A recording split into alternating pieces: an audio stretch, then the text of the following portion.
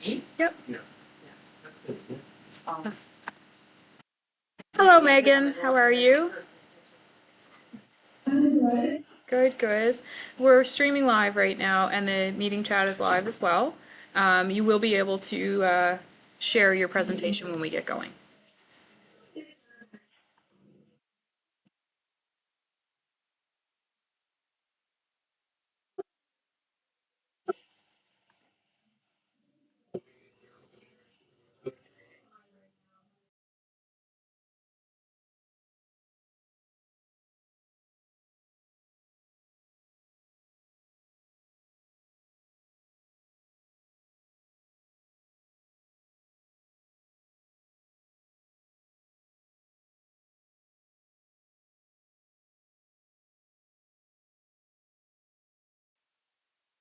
Oh, folks, we're just doing a YouTube audio test. And yes, we can hear you.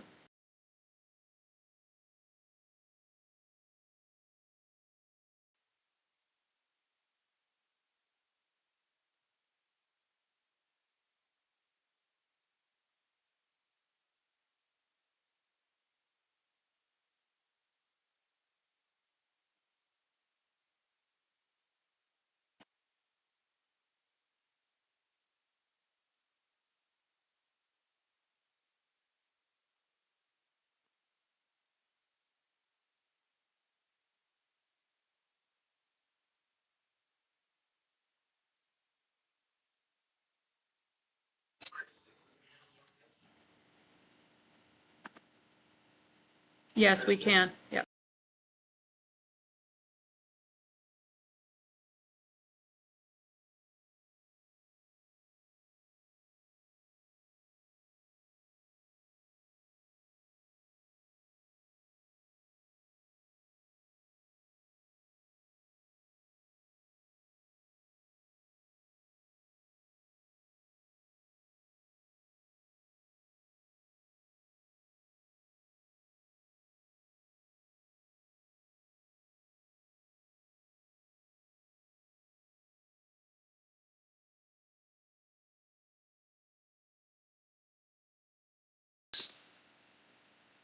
And Madam Clerk, Councilor Pooch is having trouble, wants to know if we can send them another link.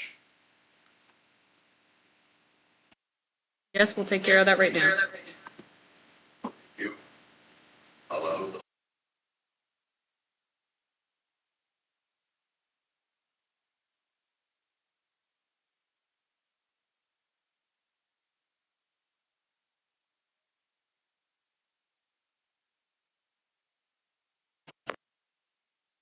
So you're good. Can you hear with that? There's a little tiny echo back and forth because I'm in the room, but I'm just going to get figure out how to get that to Glenn. We can be heard too, so just 2 seconds. As soon as I send that out, I'm able to open you up there. Freaking-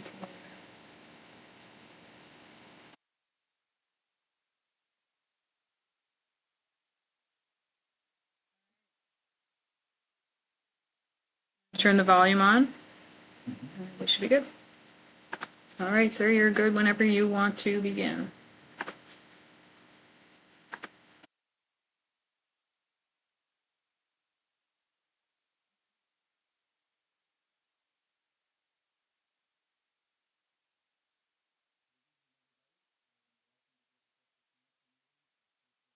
Of the Cape Breton Regional Municipality. I call the meeting to order for this Wednesday. Clerk to call the roll. Mayor Clark, Present. Councillor Gordon McDonald,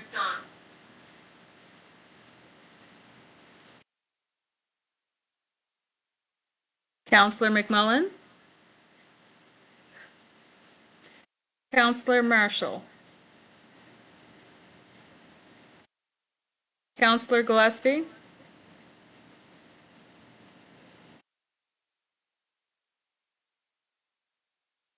Deputy Mayor Elda McDonald,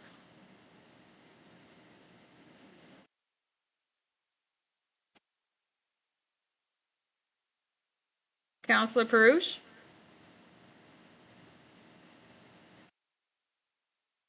Councillor Parsons? Councillor McNeil? Councillor McKeegan? Councillor Nikituk? Councillor O'Quinn? And Councillor Shepherd Campbell.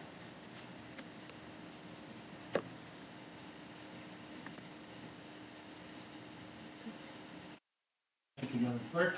Before we continue, I'd like to begin by acknowledging that we're in the Mi'kmaq, the ancestral lands of the Mi'kmaq people, which honors the trees of peace and friendship. We also acknowledge that people of African descent been in Nova Scotia for over 400 years, and we honor and offer gratitude to those ancestors of African descent who came before us to this land. So the first item of business would be the approval of the agenda. So moved. I'll second it. Tilden. Okay, moved by Councillor Gordon McDonald, seconded by Deputy Mayor Elder McDonald. Discussion on the motion. Question. Questions called. All those in favor, please signify by saying aye. Aye. Aye. Contrary-minded, nay. Motion is carried. Thank you. That moves us right into the agenda for a presentation this evening. We're very pleased to welcome a number of community stakeholders, but very happy to have Megan Richardson, who's attended some of our district budget meetings as well, to come and present to council on the cleaner, safer, and happier communities. So we'll just turn it over to you now, and the clerk will be taking stock of the time, and will provide an indicator if we're getting tight at the other end there. Megan? Okay, perfect. I'm just gonna see if I can share my screen here. So just bear with me. Can everybody see that? Yes. Yep. Good to go? Yep, we can see it. All good. All right, so I apologize. We're on very limited time, lots to cover. So try your best to follow along with me. I'm gonna talk really fast. So I want to thank you all for allowing me to talk about an issue that's brought feelings of defeat, frustration, hopelessness, and reward to myself and many others in the community. And my presentation is titled Cleaner, Safer, and Happier Communities, as this is something I hope to accomplish after we sit down today. So my hope today is to build awareness surrounding the litter issue in the CBRM, inform the community and the municipal government about my group, our role, vision, and our current and future projects and goals, advocate for new strategies to be implemented within the CBRM to help combat this issue, and to build partnership with the municipal government and other organizations. So we're going to go in to see how it all started. So I was the exact same as a lot of people. There's nothing here, I hate it, but that was until I left Cape Breton. When I was gone, I couldn't wrap my head around the fact that Alberta had no ocean, PEI was flat with no mountains or beautiful vast landscapes like we do at home. In fact, every time I would tell somebody where I was from, they would always say how beautiful Cape Breton is. I finally moved back home, and right before the World Curling Championship weekend, I noticed an embarrassing amount of litter on the streets. They're in the bushes, along the sidewalks, and I hadn't noticed this before. Why was there so much garbage in a place that I took so much pride to live in? I hosted a cleanup in partnership with the farmers market in downtown Sydney, and we collected 100 bags of garbage that day. And since then, my efforts didn't stop. So there's some pictures on the side there of curling weekend. So I realized that a one-time cleanup was not enough. In fact, we spent 10 months cleaning trash and collected over 15,000 pounds of garbage from the CBRM. This does not include the garbage collected from ACAP or the Environmental Association. But how come I didn't notice all the garbage before? The only answer that I had was when you live in it, you become used to it. And it's very much a culture here. With awareness, my group on Facebook has grown over to 1,200 supporters, and I've even won a Hometown Heroes Reward for my efforts in the community. And some might ask why I care. So, paradise under trash, When I moved here, I couldn't believe the amount of garbage on the ground, dirtiest part of Nova Scotia. And my parents visited from out of province and were appalled by the amount of garbage on the ground that they even started picking it up. So these were some things that were said to me by visitors and new arrivals, all in reference to Cape Breton. And I was so upset and so embarrassed that I haven't realized this before. So I want to talk a little bit about some quick facts just to show you a little bit more about why I care. So 80% of the litter that's thrown on the ground in Nova Scotia ends up in our ocean. And being that no more than 23 kilometers away from the ocean or the Bredor Lakes in Cape Breton, the odds of littering reaching our ocean is even greater. Studies have shown that litter kills 3 million animals a year. Scotian shores collected over 6,000 pounds of plastic waste from the shorelines in Nova Scotia. And the World Wildlife Federation reports that approximately 100,000 marine animals die each year due to plastic. But why do people do this? And it's a question I consistently ask myself. Well, the research actually suggests that people have different mental models of what littering looks like. Littering is often seen as those individuals who are maliciously throwing your trash on the ground, but placing your Tim Hortons cup on a bench or pole is not littering. Until littering is made to be more difficult, it will always be the easy choice. Research shows that the strongest predictor of littering is actually the distance of trash cans. People will only travel, on average, 12 steps in search of a trash can before they leave their garbage behind. The presence of existing litter is also a strong predictor of littering behavior. And societal and cultural norms are largely at play. Unfortunately, if you're looking for help on how to dispose of your trash, you don't have to go too far. You can look on the highways, commercial and residential properties, along rivers and beaches, and clearly to the litterer, the answer is to throw it with the rest.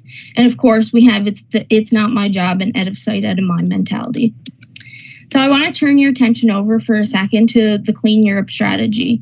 And this anti-littering strategy was launched in 2023 at a Stop Litter Now summit. And this strategy looks at litter prevention in an integrated way through 7 key elements and might be helpful in how we decide to move forward. It's based on a shared responsibility model, and the goal is to make littering socially unacceptable through behavior change. And the first key element is shown here is measuring and monitoring. And this is to understand the nature of the issue and identify some effective solutions. It should come to no surprise that the issue in Cape Breton we have is severe. The issue goes beyond commercial and urban cores. Litter and illegal dumping issues can be seen in both commercial and residential properties, protected and sensitive areas, on the highways, in look-offs, and in more secluded areas. And we can also see that the litter issue has been long-standing since 2009 at the earliest. And the litter issue within the CBRM is only getting worse. So in 2021, ACAP collected 15,000 pounds of trash within a 4-month period, and this was an increase from 240 kilograms the year before. In 2021, Divert Nova Scotia conducted a roadside litter survey across the province, and Cape Breton had the largest litter along roadsides and small litter within super sites. In the same study, the province actually had the highest average of large litter items roadside when compared to cities such as San Francisco, Winnipeg, Toronto, and Vancouver. So now that we know the severity, we can work towards reducing the risk, which is the second key element. And this means taking action to reduce or mitigate the littering at its source by producing restrictions on problematic products or regulating contexts where littering is high. And this leads us into providing the proper infrastructure. So ensuring proper waste management infrastructure and related systems are in place by having effective waste infrastructure in residential and public places and smart and effective cleaning of litter. The fourth element is nurturing neighborhoods. Municipalities are extremely important in this strategy as they operate a certain way, are the community's role models, and they show examples of what we are doing and why we are doing it. And people will often look to others for guidance on how to behave. This element places emphasis on ensuring that as well as regular cleaning, neighborhoods are well maintained in general to boost civic pride and make littering unacceptable. And this would be through replacing or repairing landscape or street furniture, avoid dereliction, promoting greener spaces, and avoiding graffiti. And the environment where we live ultimately sets the standards on how we behave.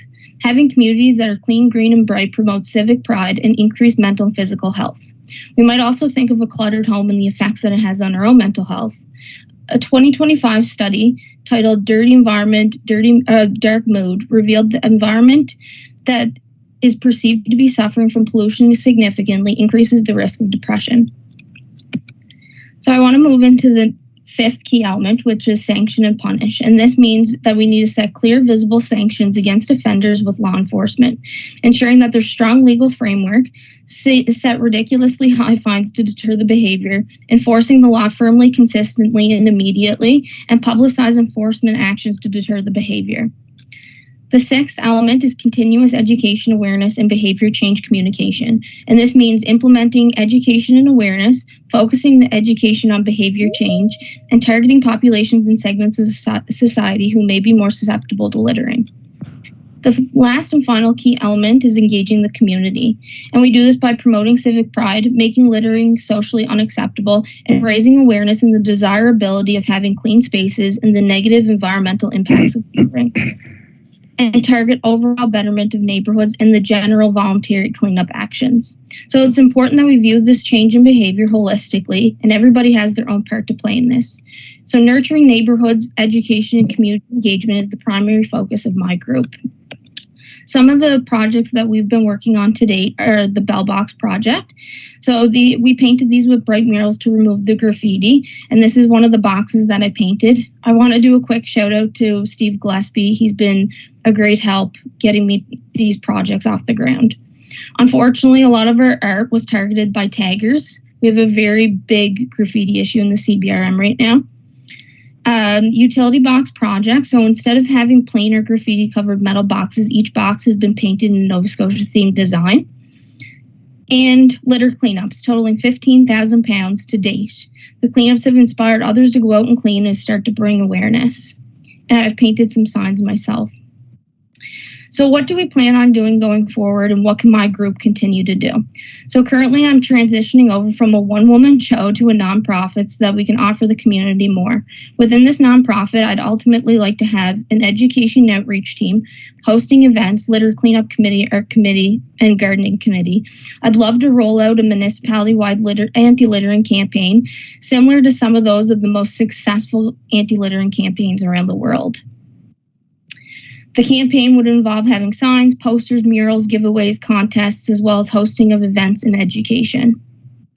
We'll also be continuing with the Bell Box project and the utility box project from the province, and hopefully gain approval through the CBRM to do the utility boxes around.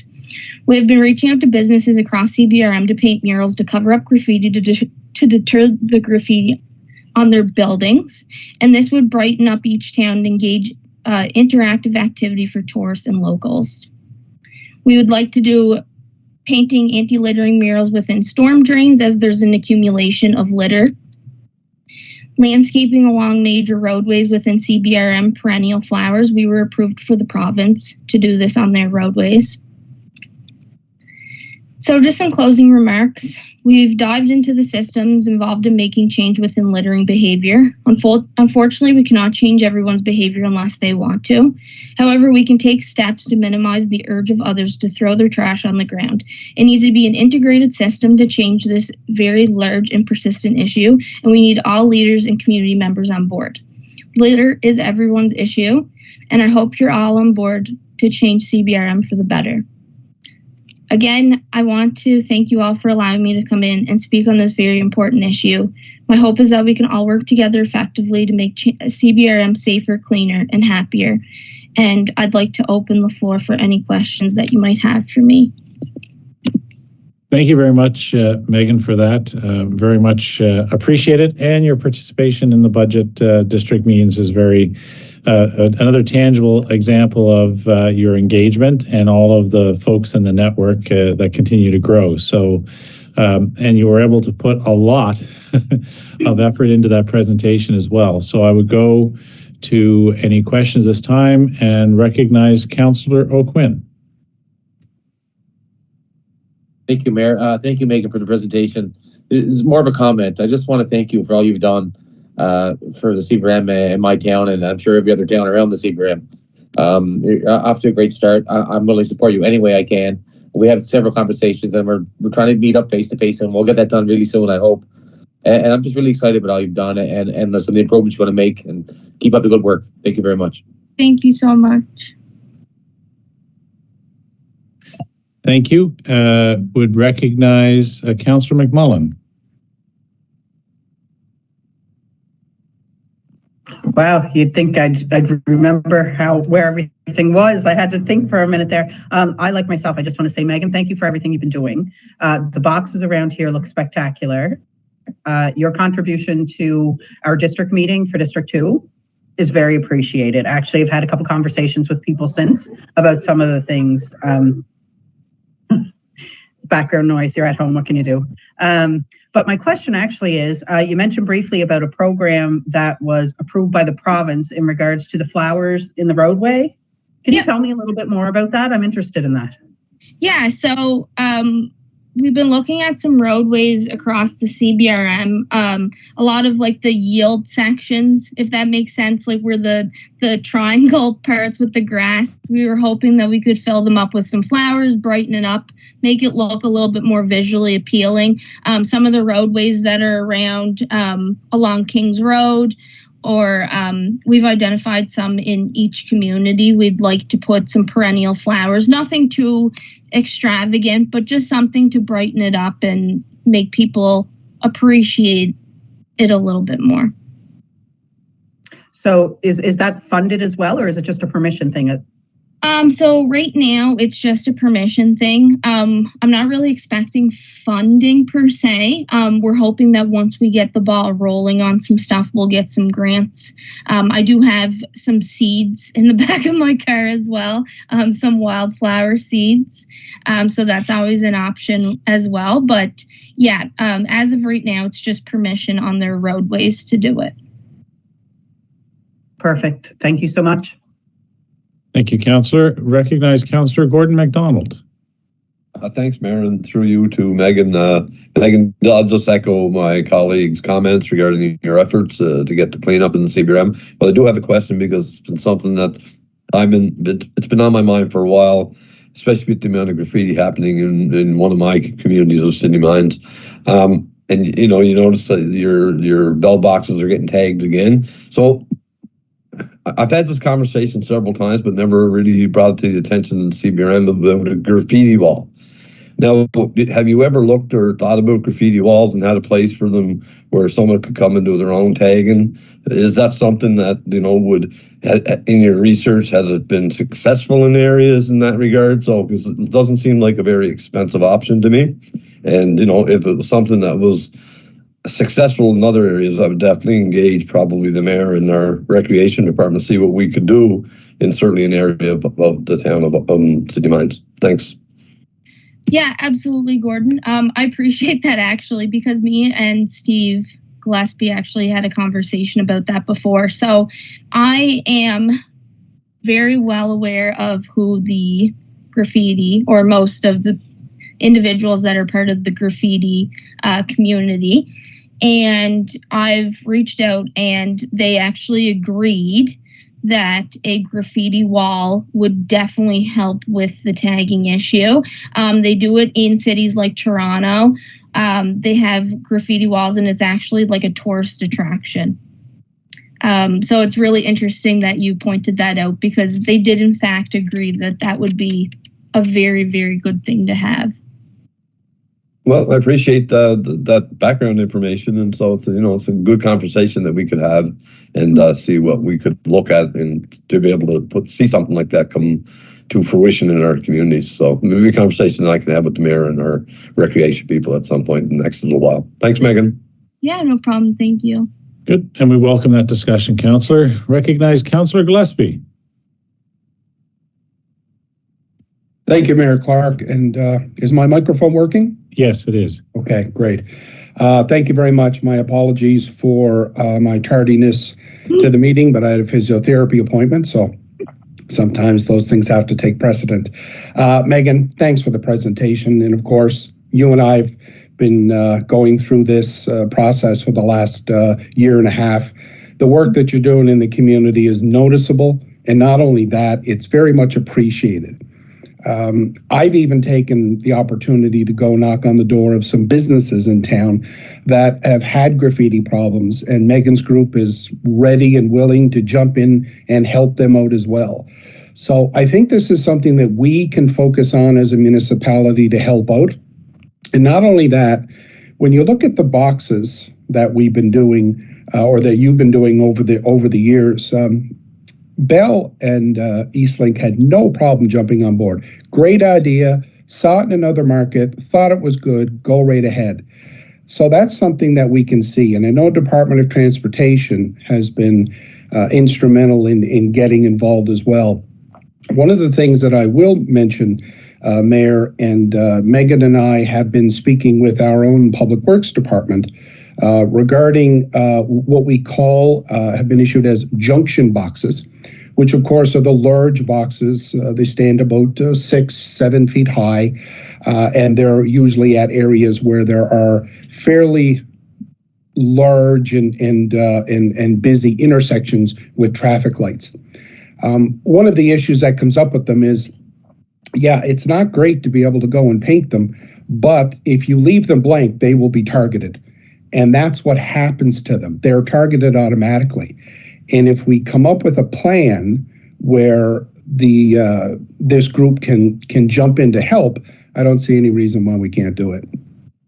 The other part of this too is, I mentioned this to Michelle Wilson a number of years ago when she was with Downtown Sydney Association, and it was an art project that Halifax does. They actually do, in the downtown cores of Halifax, a wall art or a graffiti art festival.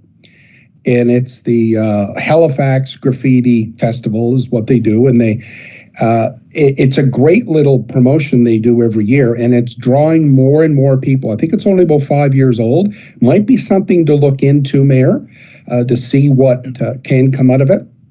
Because I know working and walking in the downtown core, every time I walk by one of those murals, those large murals that are in the downtown, I'm always walking by other people who are stopping to take pictures next to them, by them, or across the street from them. I think this could really add to what we do in our communities. And again, Megan, thank you for your help, and anything I can do, you know you can call on me. Thanks. Thank you, Councillor. And we will do that follow-up. Councillor McMullen, did you have another, your hand was raised there? Okay. Okay, thank you. Would go to next, Deputy Mayor Eldon McDonald. Thanks very much, Mr. Mayor. You can hear me okay? Yes, I can. Okay, great. Through you, Mr. Mayor, to Megan. Megan, thanks very much for the presentation. Quite a bit of information in a short window of time. So appreciate the time put into that and the work that you've been doing around the community. A couple of things I guess I'll mention that follow up on that others have mentioned.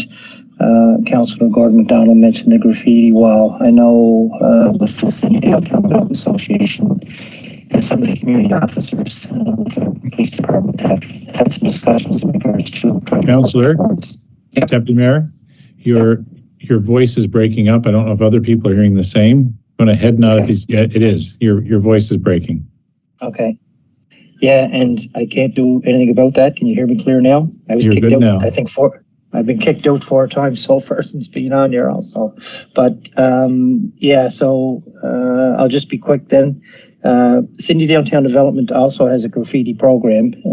Don't know if everyone is aware of that, but any businesses that may be in that district boundary, the Downtown Association does have funds available to help support up to $4,000. So I'll just use it as the broad scope of things.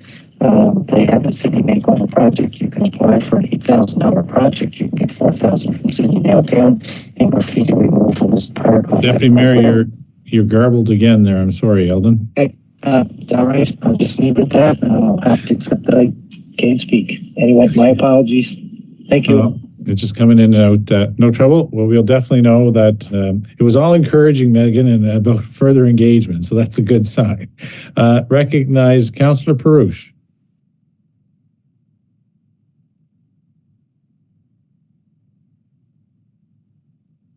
Thank you, Mr. Mayor. Sorry, getting used to Teams again. It feels like it's been a while. Megan, thank you so much for this presentation. And like everybody else, your footprint is left in just about every district right now when you drive around to see the work that you've been doing. And I apologize for missing the start of the presentation, but on one of your slides with the goals of the presentation, you talk about advocating for new strategies to be implemented to help combat.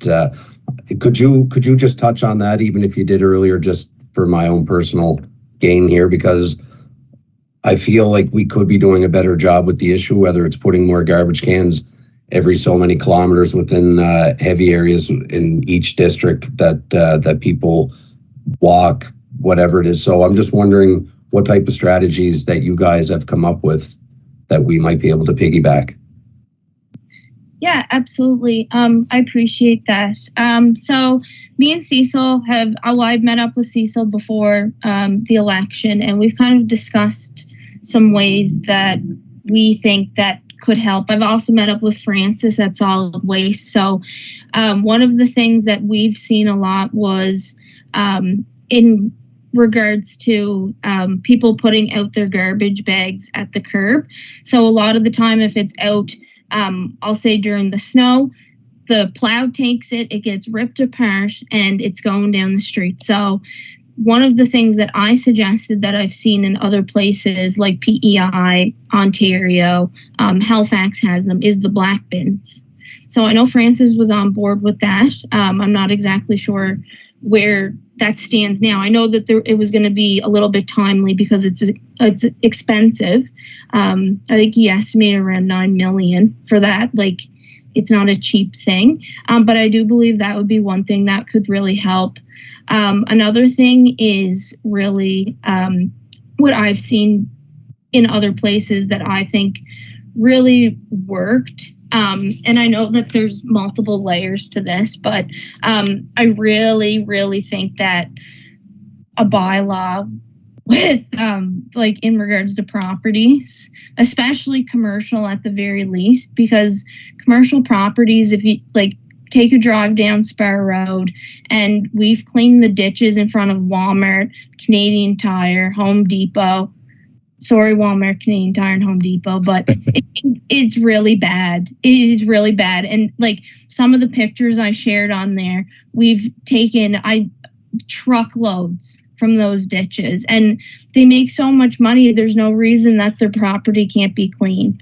And so that's another thing. And at the very least, like commercial properties. So when I was in PEI and other places like Calgary, they would have a team that would go around to properties, and if they seen a buildup of garbage or like your property was kind of like in shambles, they would have individuals go in and they would give you a notice. You're expected to finish it in a certain period of time. If you don't, the team goes in, does it for you, and it goes on your property taxes billed.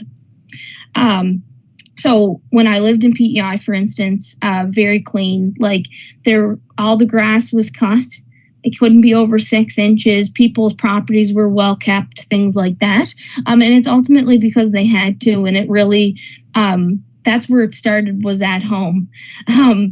And so I think that, and I really think kind of like having a campaign, so kind of like we suggested there, where it's literally everywhere. It's like if you have signs that are literally in your face everywhere, you can't say that it's not told to you. Like, I think we just don't talk about it enough around Cape Breton, like Cape Breton as a whole, to be honest, about littering. And I think that people just, like, it's a culture. It's a really big culture here.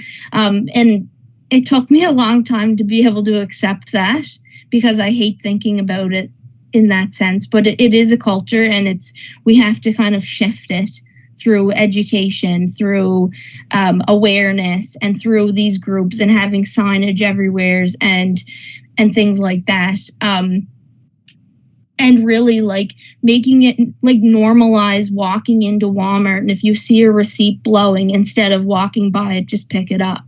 My dad always used the example of when he was driving down Charlotte Street, he watched somebody kick a can that's on the ground. But instead of kicking the can, like, why can't you pick it up and put it in the garbage? But that's the mentality that we're at, and we need to shift that.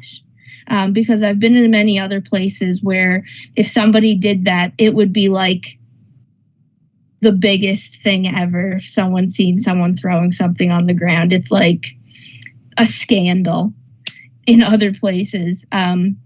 So I think it's really shifting the mentality and having things in place that really deter the behavior, like fines and everything like that. Yeah. Thanks, Megan. And we'll recognize anything else, Councillor Perush? Okay. Recognize Councillor Gillespie. Oh, your mic is muted, Councillor. Wouldn't that be something people would love to do in real life? I see you laughing, McMullen. I see you laughing. One of the things I wanted to ask you about, Megan, was you talk about the distance between garbage cans.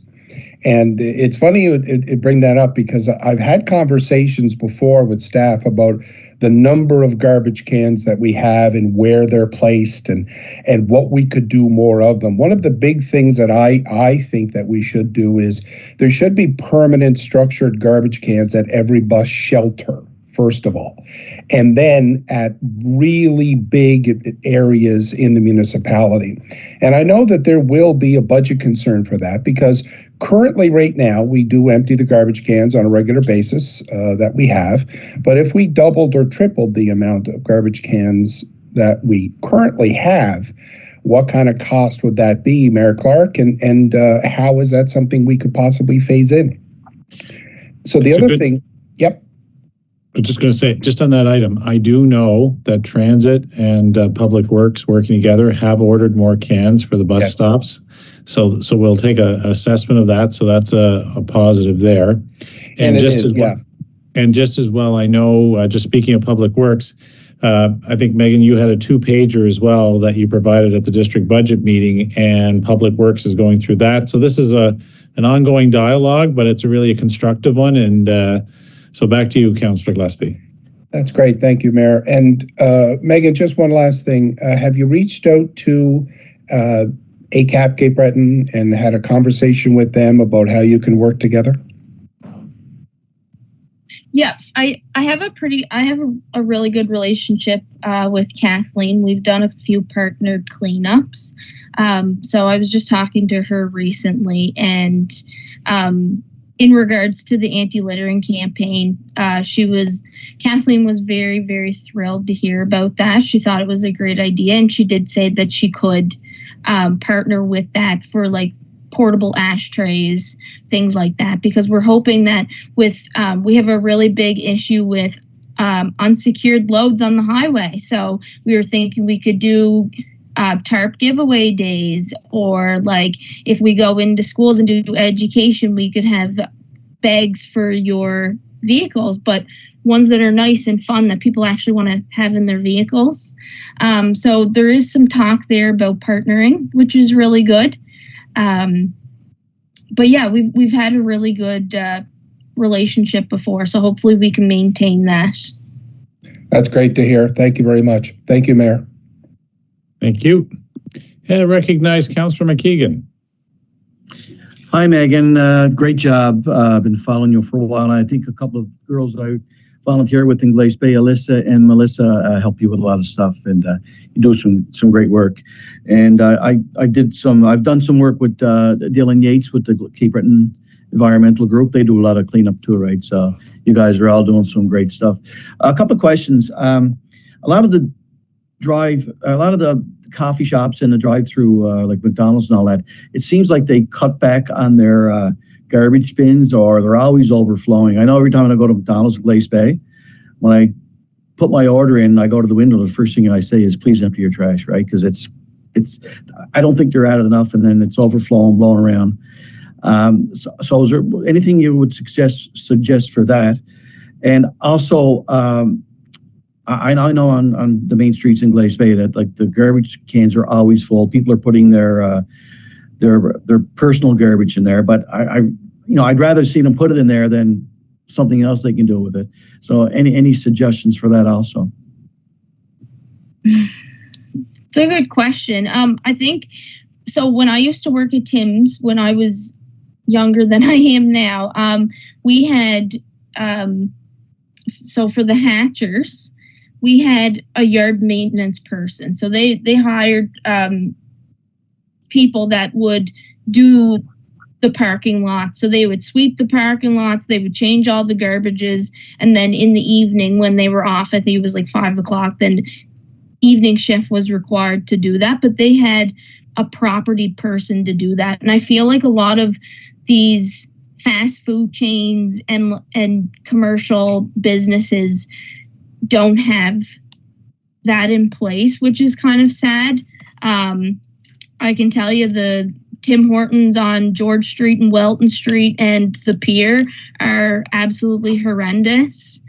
But yeah, in regards to that, I feel like everybody should probably, if it was made, I think, to be like mandatory that your property should be kept clean, I think people would take it a little more serious. Having people that are like, they would hire people that are for maintenance.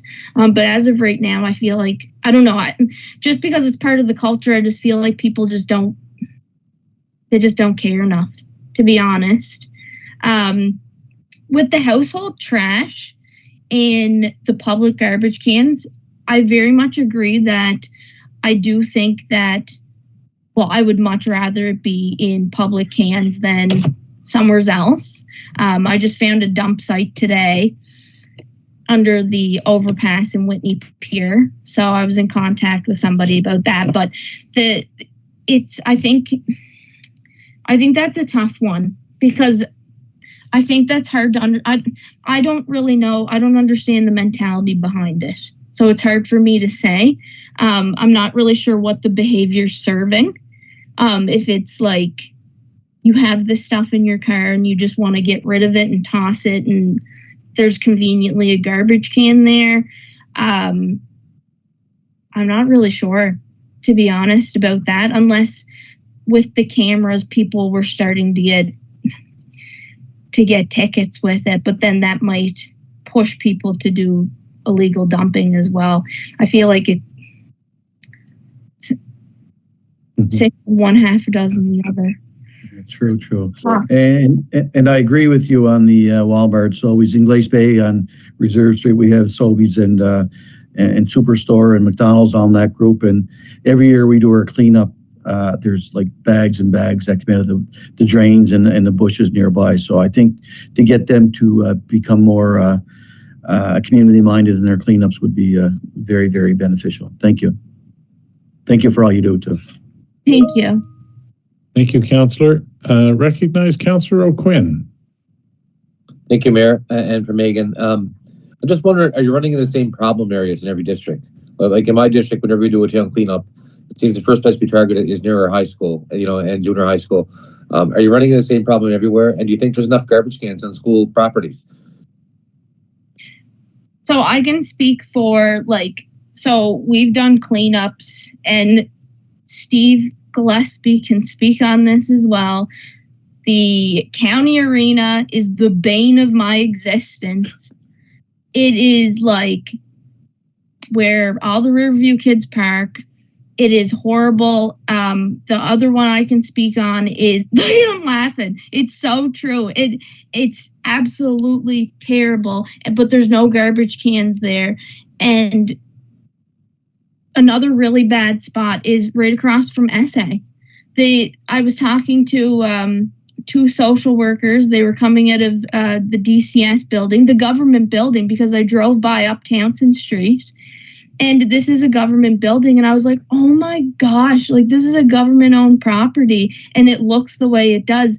But I guess the kids at their lunchtime, they just toss all of their stuff out the window, and they tried to talk to them, but they just don't listen. So I don't know if it's a matter of getting like the police liaison to go over there during lunchtime, or but there's no garbage cans there either. So I'm not really sure. Like,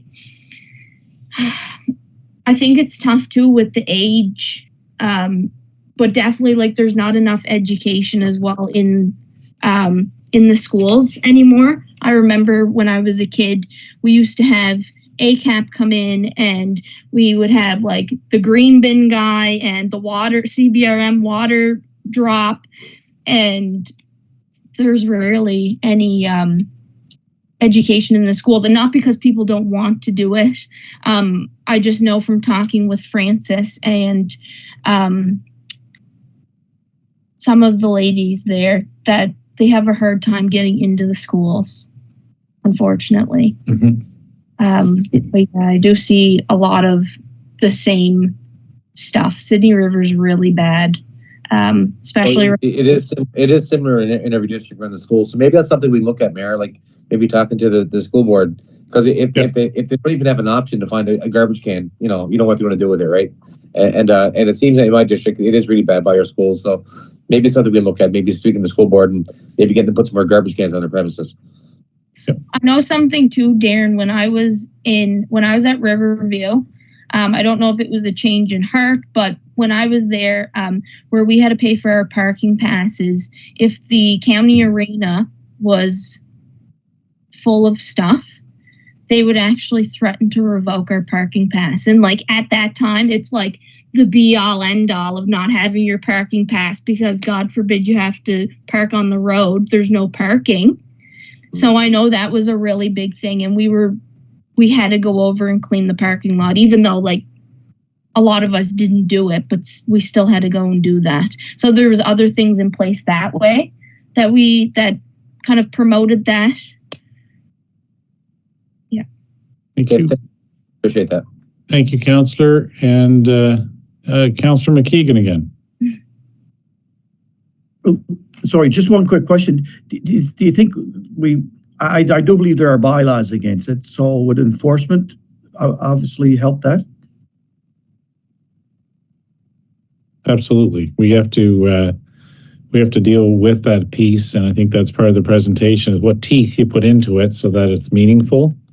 And we definitely will come back at this. This is, I think we've got a good consensus that everyone's been working at it, and our officials are connected, and the community is getting more awareness. So hopefully, Councillor, that's where we can take it to next steps once we get through the budget.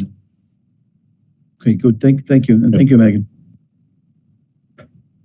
Well, thanks so much. I think, Megan, on that. And I do know yesterday or last evening in District 12 in Councillor Kim Shepherd-Campbell's meeting, one of the community volunteers that came in from another location had talked about the municipality there actually had the large contractor bags, but they were orange contractor bags with a label on it for cleanup, so that they used that. So when community groups or anyone was out on the roads or around the roads cleaning up, they stood out because of the color, but it also was an education piece to the public that they should be participating. So we'll throw that into the mix. I said we would bring it up as part of this broader dialogue. So again, thank you so much for this. And we look forward to next steps after the budget. Thank you, everybody. Thank you. That takes us to our next agenda item, which is the 2024 service-based homelessness count. And we're pleased to welcome our next presenter, Catherine Leventon-Reed, who's the Associate Professor of Community Economic Development at Cape Breton University. And Catherine's report is up. Catherine, can you hear me? Yeah, I can hear you. I'm just great. Put this on slideshow mode. So can you just confirm that you can see that? Yeah. Yep. Okay. All good.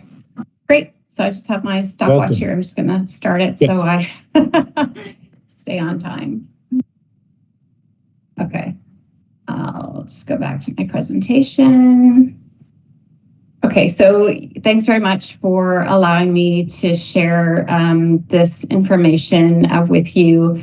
I'm part of the Affordable Housing and Homelessness Working Group, here in CBRM. We're a network of people and organizations who work on affordable rental housing and homelessness.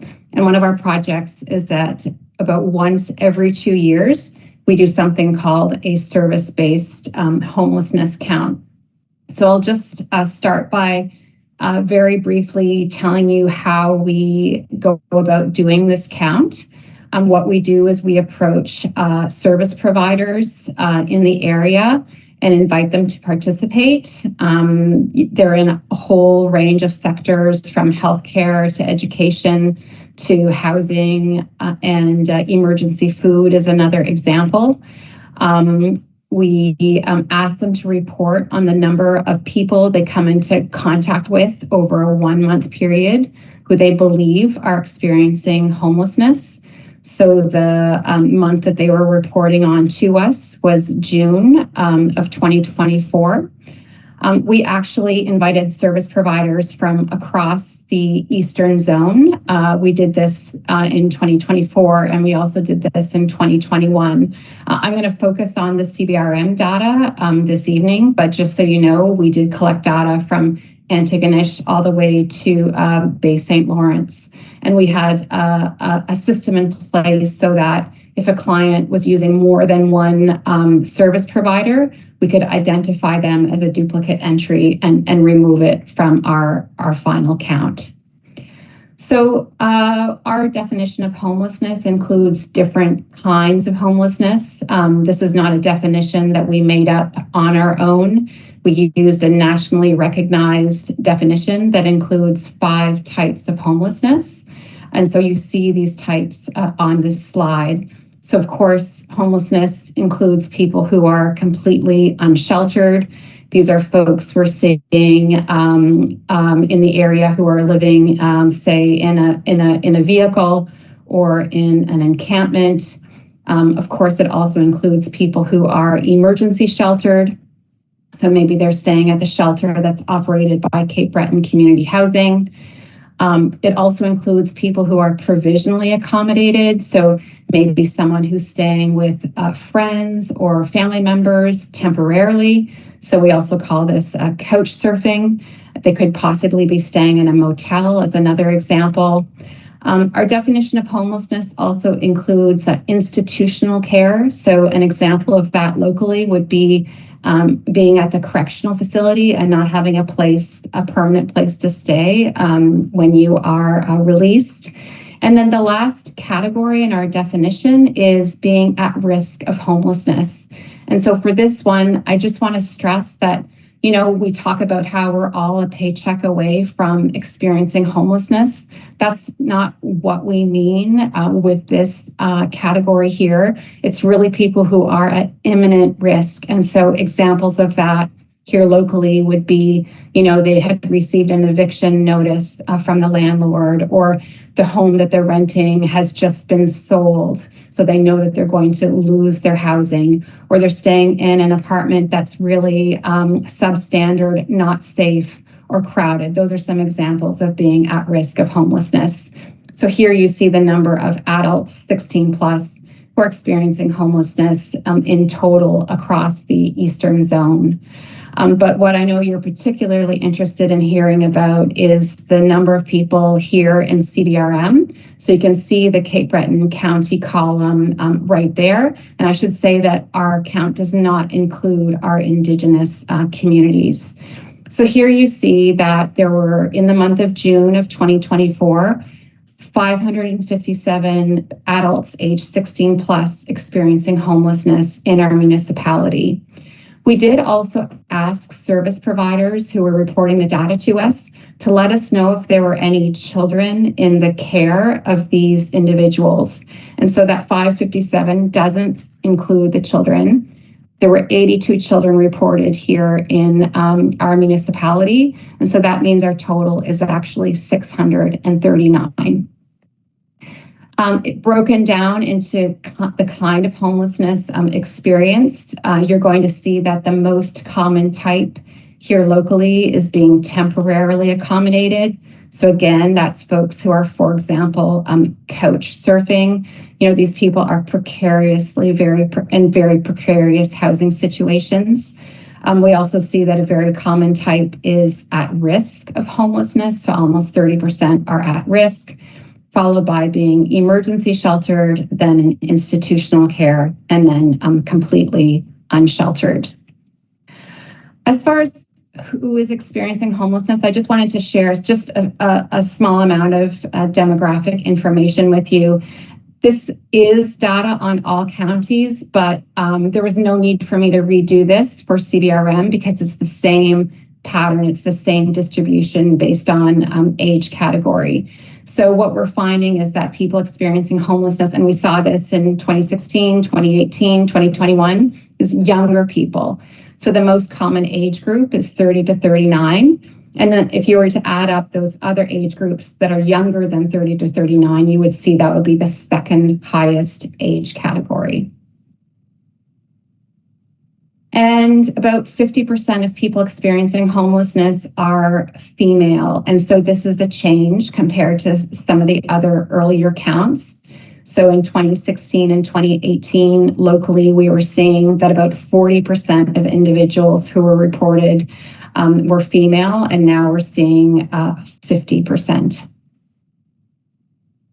We also have more sociodemographic information on these people experiencing homelessness. So we know that 12% were Indigenous, 4% were Black or African Nova Scotian, 4% were 2S LGBTQIA+, 2% were newcomers, and we were expecting a higher percentage with that result. And about 35% were living with mental illness, and 36% were living with an addiction. So why are people experiencing homelessness from the perspective of service providers? And I'm going to come back to this slide at the end, because this slide, tells us about the kinds of things that we need to be doing to address homelessness here. So probably not surprising to any of you here tonight is that it was felt that for 60% of the people experiencing homelessness, they were experiencing that because rents locally are just too high for them. And related to that, over half said, it's low income. So even if these folks are connected to some kind of government support like disability or income assistance or employment insurance, that kind of income that they were receiving was too low based on high costs. About half identified substance use as a barrier. 44% identified mental illness as a barrier. And then the last top two reasons was that there was a lack of housing and good repair locally. This doesn't, I'm sure this doesn't come to the surprise of anyone. And then family breakdown was the last most common reason. So 20% said, there was conflict in the household, someone was kicked out, or there was separation or divorce. So the other important point, I guess, that I wanted to share with you is that we are seeing this increase in homelessness in our region. So this is Cape Breton County specifically, how we see a 71% increase between the number of adults experiencing homelessness in 2021 versus 2024. So 325 to 557 people. And we see that where we see the biggest jump is in people who are very much at risk of homelessness. We see a very big jump in people who are temporarily accommodated, and we see a very big jump in the number of people unsheltered as well. But we see increases in all of our different kinds of homelessness in this municipality. And I have to say too, when we got our results, one thing we did is we, verified our information with local organizations to say to them, does this make sense? Does this dramatic increase that we're seeing make sense to you? And the response from them was, absolutely. Cape Breton Community Housing Association served more people in 2024 than they ever have in the past. They're at capacity almost every night. There's a wait list now for the pallet shelter village of 60 people. So this is in keeping with reports that we're hearing from organizations in our municipality. Just the last slide, and then I am going to go back to why people are experiencing homelessness. This just shows the data from the 4 different years. I just need to highlight for you that for some reason, and I can't remember why, but in 2016 and in 2018, we didn't include being at risk of homelessness in our count.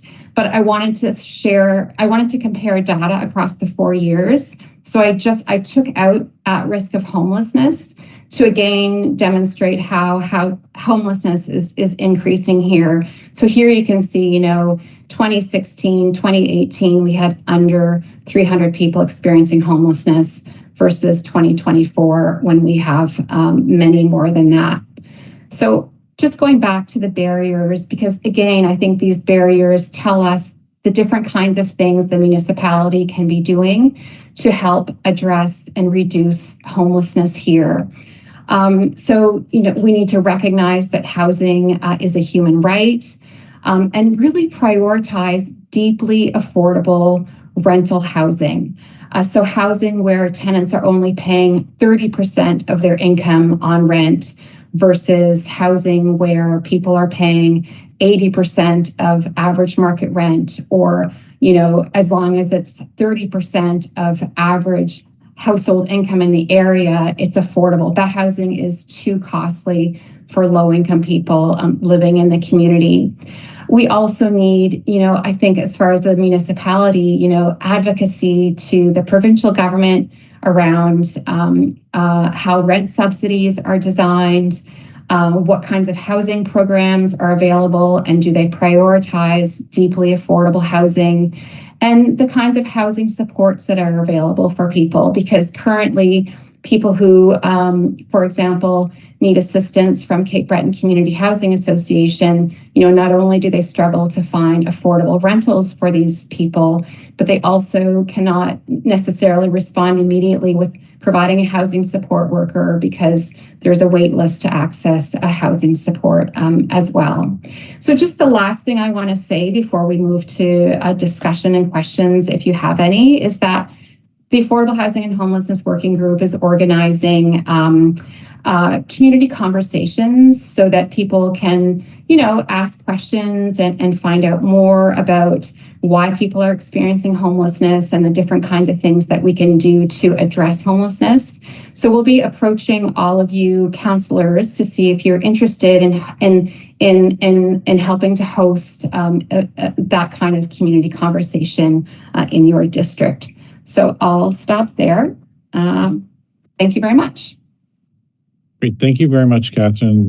Very much appreciate it. I know on the advocacy piece with the new public housing announcements, there's going to be consultation on how that looks, how that rolls out, and how we deal with that. And we're also working with Cape Breton Housing Association and the province with regards to a new homeless shelter and concept, looking at scoping out other supports. So this is very timely as well. I would recognize Councillor Gordon MacDonald.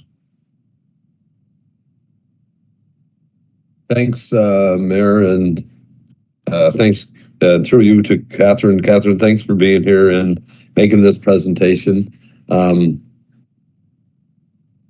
So I guess the numbers don't lie in that sense, but I guess because I've been involved in a lot of this discussion over many years regarding the situation in here in Cape Breton and the homelessness we have, but the numbers that I'm seeing now the numbers have increased twofold since the pandemic of 2020. The amount of problems it's created in being able to supply resources and things of that nature to the situation is kind of what's driving the push to find homes and things of that for people. So a couple of things that I've through your presentation and your chart at the end where it shows the baseline from it looks to be about 2020 to where it spiked. You know, we've done a lot of research on homelessness and couch surfing and those kind of things, but have we done any research as to why this spike has happened here in our municipality of CBRM? Because it's never been this big. Are these homeless people now coming in from other areas? I mean, they didn't just all explode and leave their homes in 2020, all living here in Cape Breton. And I'm just wondering how those voices have exploded, and has there been any research from groups like yourself that are involved in this on a regular basis, like why, who they are, why they are here now? Are they all from here? Are they Cape Bretoners that were born and raised? Or is it an outside problem that's being inherited to us from outside, and we're left with the choice to either leave them homeless or take care of them? And I mean, obviously we're going to try to do our best to take care of people that are struggling. So that's been my curiosity, and I mean, it's part of other conversations I've had when we've had discussions on this type of dialogue. So I'm just wondering, from your expertise, what are your thoughts on how this explosion happened suddenly in 2020? Yeah, so Gordon, I heard two questions there. One was about migration. So are people migrating to the area to access services, for example? And then why do we have this situation that we're in, and what kind of explains the increase? So as far as... Can we get your screen down? Can we get the screen down? Pardon me?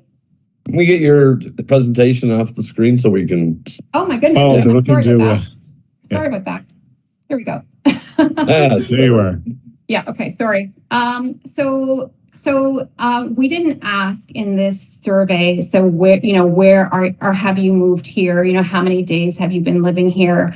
I can, Gordon, say to you that there's another count that this community has to do once every 2 years. It's called the point in time count, or PIT count.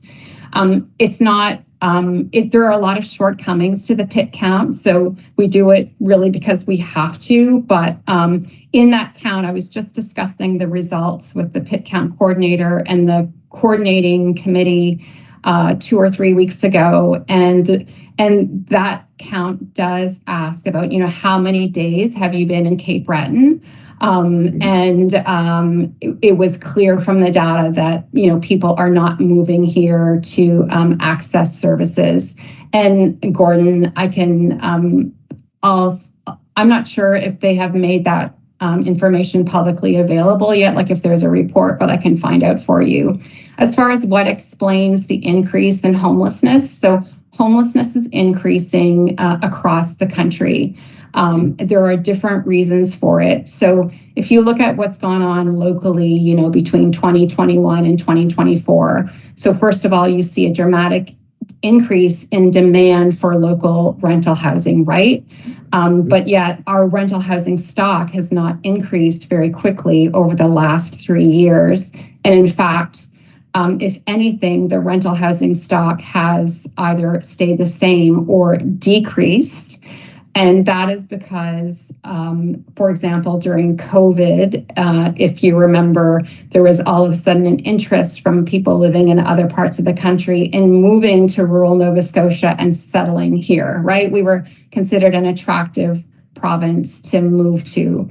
So at that point in time, all of a sudden people could sell the property that they were hanging on to that maybe they had inherited, for example, or maybe they kept, but they had also moved out to Alberta. All of a sudden, those homes were sold and we lost that rental housing stock.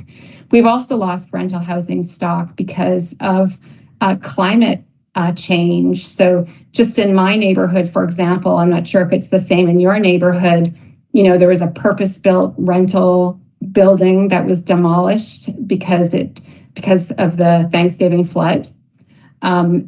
Basement apartments also, were damaged during that flood. And then the hurricane also did significant damage to rental properties as well. And then, so those are like related to stock. And then as far as people's economic situations, with the cost of living increasing so dramatically, it's this perfect storm. And in the backdrop has been decades and decades of basically no investment in deeply affordable housing. So the federal government pulled out of deeply affordable, social housing stock in the early 90s. The province never kind of replaced that role. And then when the province and the federal government, signed a new agreement in the early 2000s, it was called Investment in Affordable Housing. The housing that was built was not deeply affordable. And this has been going on and on for years. So it's really a perfect storm that has led to the situation that we're in right now. So you see the homeless, the housing situation is definitely a driving factor, Catherine, that you're foreseeing. Is that a big issue? Is that what you're seeing in your studies? The housing situation is what percentage of the housing situation is driving the homelessness that we have here in CBRM? I'm not sure. So versus people's financial situation, is that what you mean? Well, I mean, kind of like some people who have been moved out of their homes are now, obviously, some of them are homeless because of the high price of rental units, or the fact that they can't find another place to rent because we don't have enough units that you just referred to. So I was just kind of wondering about what percentage of that is the driving force as well behind what we're seeing, because these numbers are high for our area. They're very high. I completely agree. And I guess I would just point you to that slide on why people are experiencing homelessness from the perspective of service providers. So, lack of deeply affordable rental housing stock is like the first reason. Low incomes is a close second. But then we also have, for example, mental illness, and we have substance use. And so that points to the need for supportive housing as well. Okay, would recognize Councillor Gillespie. Thank you, Mayor Clark, and Dr. Reid, thank you again for your presentation. I've been watching this for the last number of years since I got elected in 2016. I've been to many of your presentations, including a couple of days of a workshop at CBU, I believe back in 2021. That was a very eye-opening experience, and I still have that information and still review it on a regular basis. And to see the kinds of increases that you're showing me, when you factor into the children, it's more than doubled, and it's a concern as well to see the real switch, say in the last 10 years, from the percentage of men and now the percentage of women. And I know at one point in time I think it was 70-30 or 60-40. It was just a larger percentage. And now to see it flip over to women in that role, it's a little disheartening, and it's unfortunate as well. Can I ask you about the indigenous model that you had mentioned as well, where you have, I believe the term was 12% of homelessness. Although part of the CBRM Member 2 and Eskazoni are self-governing and do fall under a federal mandate, are they doing anything specific on the lands, or is that something that is being worked on now? So I just want to just be clear that in this count, we did not collect data in Member 2, for example. We did not collect data in Eskazoni. We collected data from service providers operating in non-First Nations communities. Oh. Yes. Okay. Yeah. So if it's, so that those numbers could actually be higher. Yes. Oh, wow. Okay. Yes. And, my colleagues in other parts of Canada who are doing these kinds of counts find high percentages of people who are Indigenous who are experiencing homelessness in cities. And so, yes, this is actually a lower percentage than what we're seeing in some communities across the country. Okay. Because housing and mental health and addictions, which I believe is one of the largest causes of homelessness in any part of the country, because those things fall under both provincial and federal mandates, and now municipalities are kind of being and getting involved, but only because it's almost where we have to be involved because the province and the federal governments are not doing as much. What can we do as a municipality to, I guess, work on your behalf and to work on behalf of the people that are in these vulnerable positions, and when it comes to advocating for them on the province and the federal government? So your specific question is what is the ask when you're advocating? Is that right?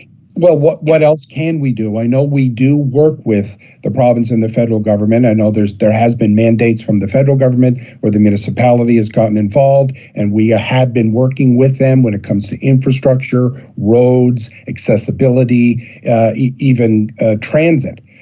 But because we're limited to budget, what else? How can we advocate better to the province and the federal government? Well, so for example, I think that through the National Housing Strategy, the federal government has created a number of different housing programs that they to incentivize developers, but there's only one of them that's truly affordable, and that's the Rapid Housing Initiative. And so first I would say, advocate so that the federal government allocates more resources to deeply affordable housing versus, say, the apartment construction loan program that they have, which really doesn't result in affordable housing at all. And then advocate for more funds for the municipality to create more rapid housing initiative projects. Given what we know about the barriers that people are experiencing to accessing stable, affordable housing, that's exactly the kind of housing that we need in the CBRM. And then as far as income supports, and this would be provincial, you all know that our income assistance rates are very, very low, even though they've been indexed to inflation. So advocacy around that. And then we have a rent supplement program. And, in the budget, the province announced just 2 weeks ago, there's more funds for those rent supplements, but those rent supplements aren't as generous as they need to be because they're limited. So the amount you receive is capped at average market rent. And so people still very much struggle to pay for their housing because of that cap that's in the rent subsidy program. So that's another example of the kind of advocacy work that you can do. As far as what the CBRM can do, like specifically. So, one example is really prioritizing. So when you're working with housing developers and when you're providing financial supports, incentives to them for new builds, ask what kind of rental housing is this? Like, what kind of housing is this going to create? Is it designed to be deeply affordable for people in need in our communities? Okay. Thank you. And I appreciate that. And not only when it comes to advocating, we also have to make sure we have the right information. And I believe it was Councillor Gordon MacDonald that realized when the Canadian Mortgage and Housing Association was calculating information for the CBRM to apply for grants, they were using outdated information. And that hurt us over a long period of time. And I also know that, the Tartan Downs project that Councillor Glenn Perusia has been championing, that took a long time for us to get the message through to the federal government that this was a good project. And those are the types of things that we need help with. Okay. Yeah, and I just, Oh, go ahead, Catherine. No, I was just going to say too, so some places like in Halifax, and I know this is, people have different, thoughts about this, but they do use a rights-based lens when they're approaching people who are living in encampments, and so they recognize that people who are living in encampments, need access to basic facilities. For example, they need access to water, they need to have access to supports. And so that's the approach that they take for people, for encampments in HRM. What kind of an approach do we take to people living in encampments here? It's also really important for people to have have access to important services that are downtown. So, our downtown communities are for everyone, and that's using a rights-based approach to housing. We have to make sure that people who are using our services can walk to the amenities and services that they need instead of, being kind of pushed to the outskirts of our communities, thereby losing access to important support organizations that are in the communities, in our communities. Thank you, Mayor. I recognize Councillor McKeegan. Yes, Catherine, thank you so much for this report. It is very eye-opening, but I've been with the Glace Bay Food Bank for 20 years now. Great. And our numbers have been rising. Just in the last year, probably this time last year, we were doing 65 meals a day. Now it's nothing to hit 100. Glace Bay used to be, there wouldn't be any visible homelessness, a lot of couch surfing. And since I became elected in October, the number of calls I get from people saying that their buildings or the houses, empty houses next to them are being used by homelessness that we didn't know about before has increased. And your provisional accommodation, I could probably take you to 240 homes in Glace Bay. Wow. I think that number is so low, right? Because we have a 39% poverty rate in Glace Bay, right? So, so I think that your next survey is going to be much higher. But and we also have there's people who are lived in a home that have been renting for years are now because the cap on renting are being put out because they're told that the family's moving in and they can't find. So the owner can put the rent up, but they have nowhere to go. I get calls from both my jobs daily, not daily, but very often from people who are desperate looking for homes, right? So a couple of questions I have for you. What impact are the pallet shelters having on the temporary homes? And the influx of international students, how has that contributed to the homelessness, in your opinion, in CBRM? Okay, I've just written that down. So people who are staying in the pallet shelters are still experiencing homelessness. It's just that they're not, we would say that they are provisionally accommodated. Just by the way, Councillor, when we did this count in the summer, the pallet shelter still wasn't operating. And so those folks probably would have been in encampments, or maybe some of them would have been would have been emergency sheltered. So anyway, pallet shelter, I'm sorry, I've actually kind of forgotten your question, so you're going to have to repeat it. There's a wait list. Oh, sorry, go ahead. No, I just asked, what did I ask? Oh, the impact of the pallet shelter. The pallet shelters, the impact. Yeah, so the pallet shelter, so my understanding of the impact of the pallet shelter is that it provides people who are experiencing homelessness with safe, more dignified places to stay, where they also have access to some supports. They have access to washrooms, showers, a kitchen.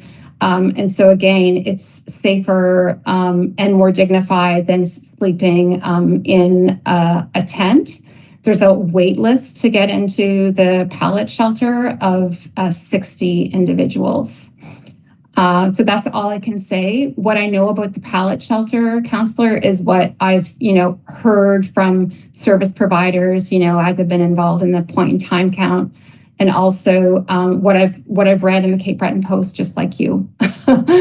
Yeah, because it's so new. As far as your second question about the impact of international students, so that's a really, that's a really good question. So there's no, to me, it's clear, when you look at, say, the data on our vacancy rate, our vacancy rate declined dramatically. I believe it was in 2023 where we had a vacancy rate of less than 1%. Now it's not as bad, so it's about 2.8. It's something like that. It's less than 3%. So I believe there has been a mismatch between, the number of students that we have enrolled locally and the amount of rental housing stock that we have in the community. So there is that piece to it. Having said that, when my response to Gordon is that there have been other things going on as well that have really put pressure on our rental housing stock. Like, again, those houses that people used to want to sell, but they couldn't, so they were renting them instead, those have disappeared. And we've lost rental housing stock to climate change. And then we also have people who are using rentals for short-term rental housing, right? So they've converted their rental housing stock to Airbnbs. That's allowed in the municipality. So that's also something that has taken away from the amount of housing that we have available to rent, like the folks you were just mentioning when you asked your question. Okay, thank you. And just one observation I want to share with you is that the food bank we do, it's like 20-some thousand meals a year. Mm-hmm. Never see a child. It's all adults. Interesting. Yeah. Never see a child. Mm-hmm. Yeah. Okay. Thank you so much for your. Yeah. Good. Well, thank you so much. We appreciate this, and this will help guide as we go forward, as you say, especially on the advocacy piece and the facilitating processes to next steps. So thank you, Catherine, for this opportunity, and we look forward to future engagement as we go forward. Okay, thanks very much for having me. No, thank you. Appreciate this opportunity. That moves us to agenda item 2.3, the Washbrook Greenway Trail and the detailed design and construction. I know that this was a presentation that came up for Councillor Perush's consultation. We're pleased to welcome the Treasurer, Stephanie Johnstone-Lorette, and Stacey Muse, the Project Manager. So if we can just, are both available and ready to present? Yes, thanks very much, folks, for having us here. I'll just... here we are. Thank you. Welcome. Thank you. I'm just going to take a moment to... No problem.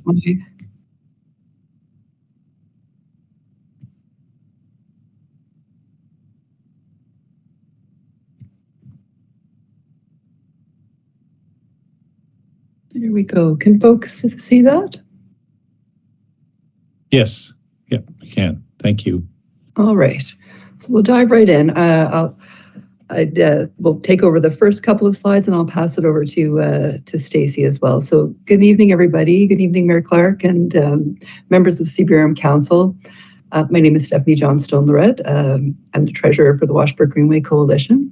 I'm pleased to be joined this evening by Stacey Muse, the Senior Engineer and Project Lead with EXP, who have been engaged to develop the Class A detailed design plan for the Washbrook Greenway Trail. This evening, we will update you on the planning and development on one of the CBRM's 10 signature projects identified in the 2022 CBRM AT plan, and we'll end with our request to Council to support moving forward with this project. So just to give you a brief little outline of who we are, our organization came together post-2016 flood with the goal of restoring and redeveloping the underutilized space along the Washbrook. The focal point of the project is to plan, create, maintain an accessible active transportation green corridor trail connecting the heavily populated south end of Sydney with the downtown and waterfront. And through a competitive process, we also secured the service of EXP and Fathom Studio to develop the detailed design plan that CBRM requested. And EXP possesses a wealth of expertise and knowledge in this field. Just to give you a bit of an idea of what we've been working on, maybe rather than give you a whole history of our work, I'll just give you a brief outline of what we've been doing the past 2 years. Which is when we last presented to Council in February 2023. Since then, we have finalized our federal funding contract with Housing Infrastructure and Communities Canada, which was signed on May 2024. We've completed our duty to consult with the 13 First Nation band councils. We've finalized our MOU with CBRM for the use of the land and secured funding to assist with the procurement of the detailed design. And throughout this, CBRM staff have provided exceptional support for the entirety of all of these steps. To date, I'm just going to give you a super quick outline of what we have secured for funding. So at this point, we've secured a total of $1,184,000, and that's comprised of a provincial Connect 2 grant for $80,000, a federal active transportation fund grant for $922,000, a portion of a federal enabling accessibility grant for $48,000, and also CBRM's contribution towards the detailed design for $134,000. Stephanie, just 1 sec. I think the presentation's stuck on the front page. Is that correct? Uh-oh. Yeah, it is. Yeah, it sounds like you're talking down the slides, and I only see the cover. Oh no. Maybe if I stop and go back in. Or hit slideshow or something like that. Mm-hmm. It's on. I had hit slideshow, but okay. Yeah, do a share again. Sometimes it bumps people. Okay, let me try. Yeah, we weren't seeing it as slideshow. No. So I wasn't the only one. Shoot. Sorry, everybody. It's always the way, isn't it? There's no there's always one imperfect thing for Remember when people used to meet?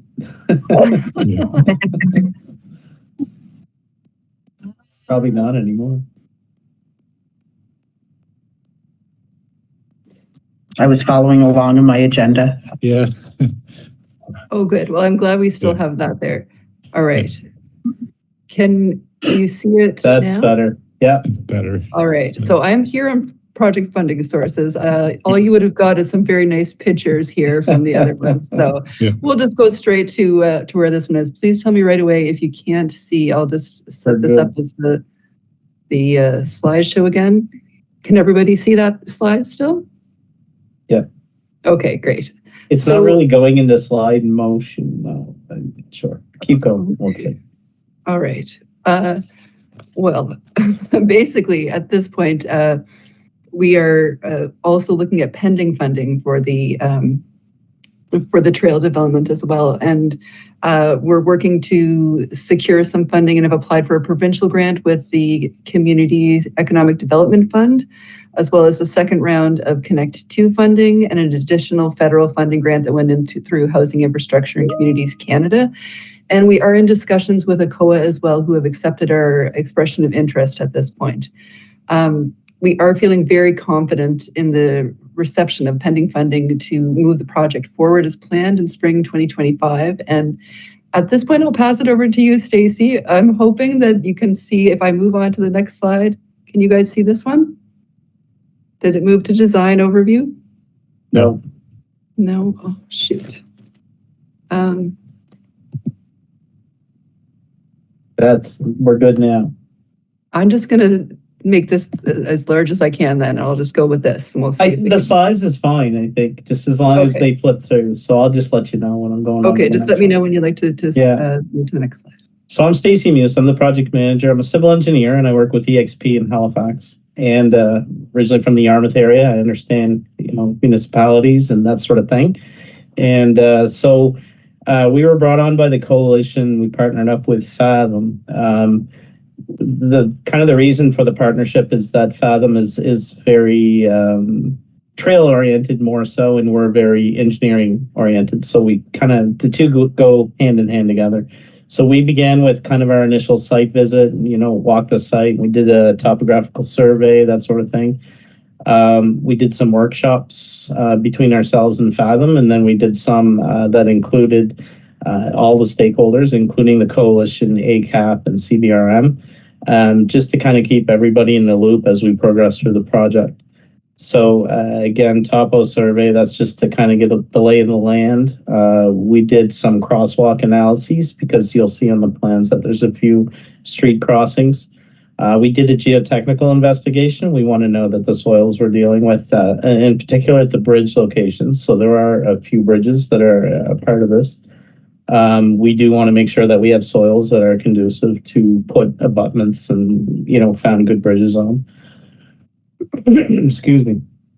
And then we go through kind of design levels, and the whole point of that is, say, a 30% design level, and that's just a kind of a snapshot in time, so that us and all the stakeholders can ensure that we're all going in the right direction before we proceed. We usually gather comments at the 30% level, and then we start with really hard detailing. So we have we do have a culvert crossing and 3 bridges as part of the mix.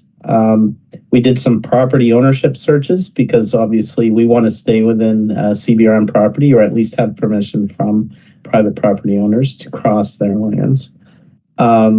We rolled up to the 60% level, did some reviews and comments, and we started assembling the cost estimates as well that go with the cost that Stephanie was outlining. 95% level is where the design is at this stage.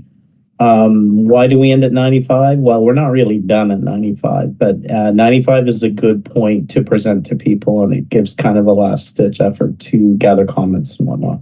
So it's just the natural progression of typical designs. And we're currently in, as we're right now, as we're kind of at this stage, we're doing some environmental permitting. So they get plans and details, and we go through the application process.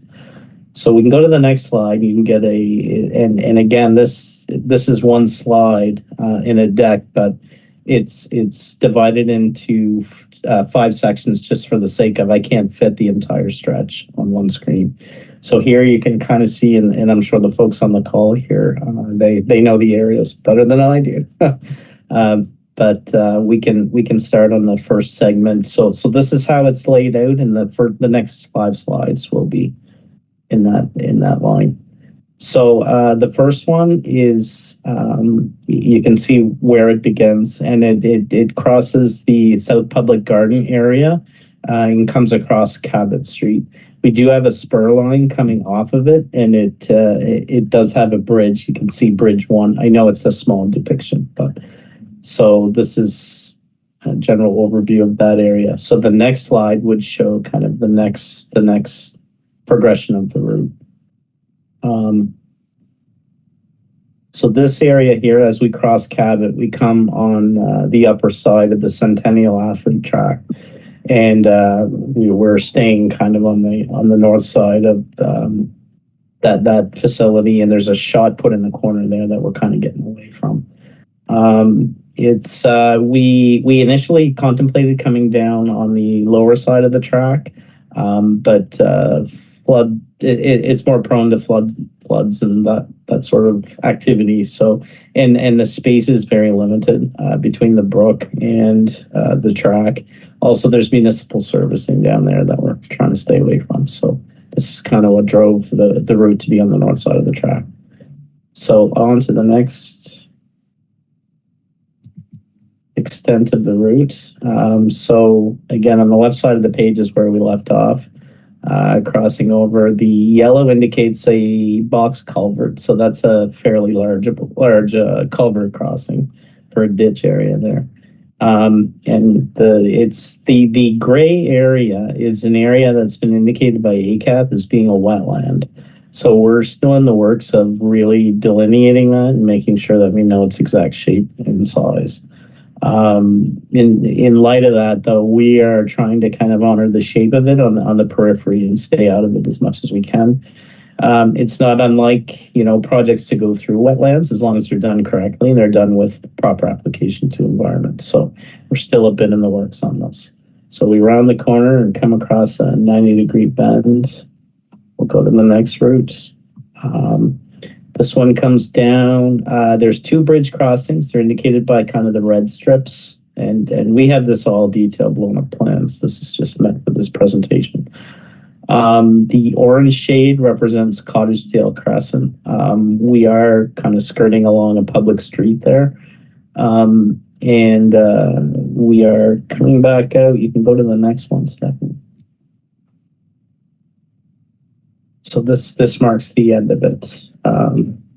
So Bernard Lynn Drive, just beyond that, it's intended to connect back into the system.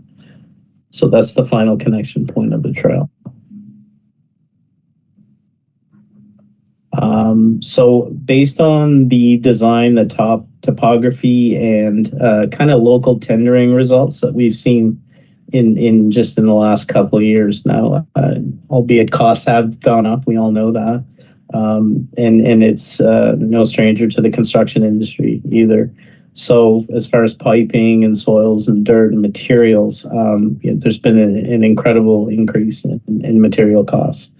Labor's not as bad, but certainly materials. So this sums up kind of the elements and how we break up the cost estimate. So we break it out into earthwork, which is all your excavation and that sort of thing. Storm sewer would deal with all catch basins, culverts, watercourse crossings, that sort of thing. Street construction would be the trail itself, and the trail would be it's a 3 meter wide AT trail, and by AT, active transport. So there'd be a landscaping element, environmental protection, be it silt fences, riprap, armor stone, and whatnot. And then there's additional items, the bridges, waste enclosures, benches, fences, modifications to light standards. There's a couple areas that we have to make some adjustments. So that all rolled up to be in the order of 2.4 million. Go to the next slide. Super. So thanks. Geez, I jumped out without knowing I jumped out. So that's the trail in a nutshell from its entire extent. We do, as part of the engineering side, we do flood analyses, we do runoff analyses. So, the things we're looking for is if we're putting trails in, we want to make sure that at the very least we're not making storm drainage patterns worse than they are. As far as flooding goes, there's only so much you can do. I mean, at this point, based on climate change and recent events, we're seeing a lot of streets come up and we're seeing a lot of infrastructure get destroyed by heavy rainfalls and heavy events. We've taken the necessary steps here to make that assessment, make sure that we're getting water at least across the trail or not flooding it.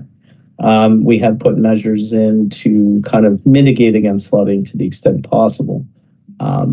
That's achieved by material selection and pipe geometry, trail geometry. So I'll turn it back to you, Steph, if you want to summarize. Thanks, Stacey. Yeah, I'll just 2 quick slides left to finish up. Basically, in summary, recognizing that EXP, in collaboration with the Washbrook Greenway Coalition and CBRM staff, has prepared a detailed plan as requested by Council. And given that the Washbrook Greenway Coalition has secured nearly half the estimated project costs at this point in time, and that we're working to secure the remaining funds, as well, that this is one of the only signature AT projects listed in CBRM's AT plan, which is shovel ready at this point in time, and that we're working within certain funding time constraints as well, with certain funding hoping for the project to be complete by the end of the 2025-2026 fiscal year. Given all of those points, as our principal partner and owner of the land on which the trail is to be constructed, we would like to request CBRM's authorization in the form of motions to, 1, allow for the proposed trail to proceed to the tendering and construction phase, 2, to provide the Washbrook Greenway Coalition with financial support of around $200,000, and 3, to be a co-sponsor in funding applications that we'd be putting forward to ACOA. And thank you all very much for taking the time. We'd be happy to answer any questions folks have. No, that is great, Stephanie and Stacy. We appreciate that. And we just note that with the budget presentation, subject to the completion of the budget process, then these will come back to council as the requests from stakeholders. And so we'll have that due process for next steps. I see that Councillor McKeegan has requested to speak. No, sorry, that was my mistake. Sorry. No, Councillor Perouche. Thank you, Mr. Mayor, and thank you, Stephanie, and thank you, Stacy, for the presentation. As you guys well know, I've been involved with this group for the last 4 years, and Steph, you mentioned it, some of the things there that we have worked really close with staff, and there's been concessions on both sides from very early on in this project. But it's one that I think most can get behind, and it'll be interesting to take this to budget and hear the discussions on it. And Stacy, when you mentioned it, which I was glad you did, because I was going to ask the question, through this process, knowing the area, as I call it myself, the fishbowl, when you're dealing with in and around Cabot Street, because there's a lot of water when we have high volumes of water in short amount of time.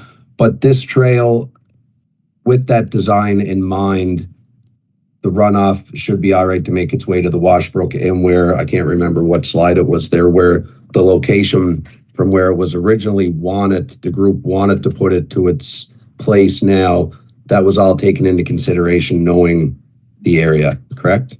That's correct. So if you have a trail that's sitting higher and you're blocking water, we've provided for either materials or culverts or that sort of thing to allow that to continue through. Otherwise, it's meeting the same topography that it does today, and the water can just come right across it and do its thing. Now that would lend itself to whether or not you pave it, because a gravel trail will also, if the water's coming across it, it will take all the materials with it too, and we've seen that time and time again. So that becomes why we pick, hard surface trail too, and for accessibility reasons.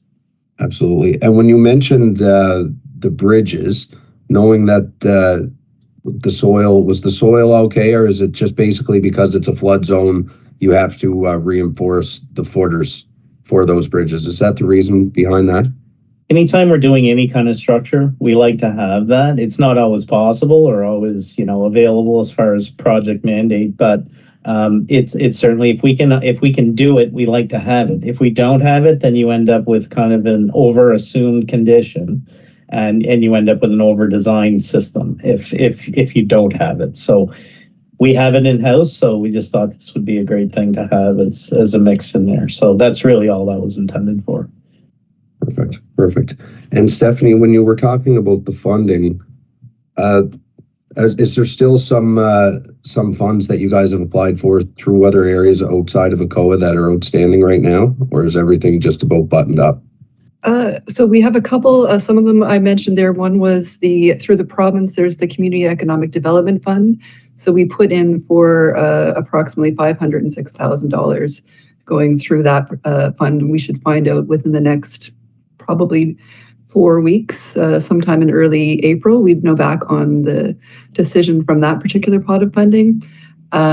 We also put in for a Connect 2 grant for another $80,000. That was cleared through the connections with the province, the Communities, Culture, Tourism, and Heritage, that we were able to reapply, although we also have a initial grant from Connect 2 for the project too, but this was for a separate piece of the project. So that one is pending as well. We should know within the next month or so for that one. And then there are a few other opportunities. Again, ACOA is one of these. We're in conversation right now, and there's some positive feedback that we've got to date on where that could potentially go to have more federal support for the project moving forward. Perfect. Thank you. And it's been a long 4 years, but the progress that is made with your group here is exceptional. So hopefully we can get this one across the finish line fairly soon. Thank you. Great, thanks. Thank you, Councillor. Recognize Councillor Gillespie. Thank you, Mayor Clark, and to Stacy and Stephanie, thanks for your presentation. A couple of things that I just want to get some clarity on when it comes to the route that this is taking. and the flood mitigation that has happened in the area now for the last number of years. So I grew up in Ashby. I know the area well.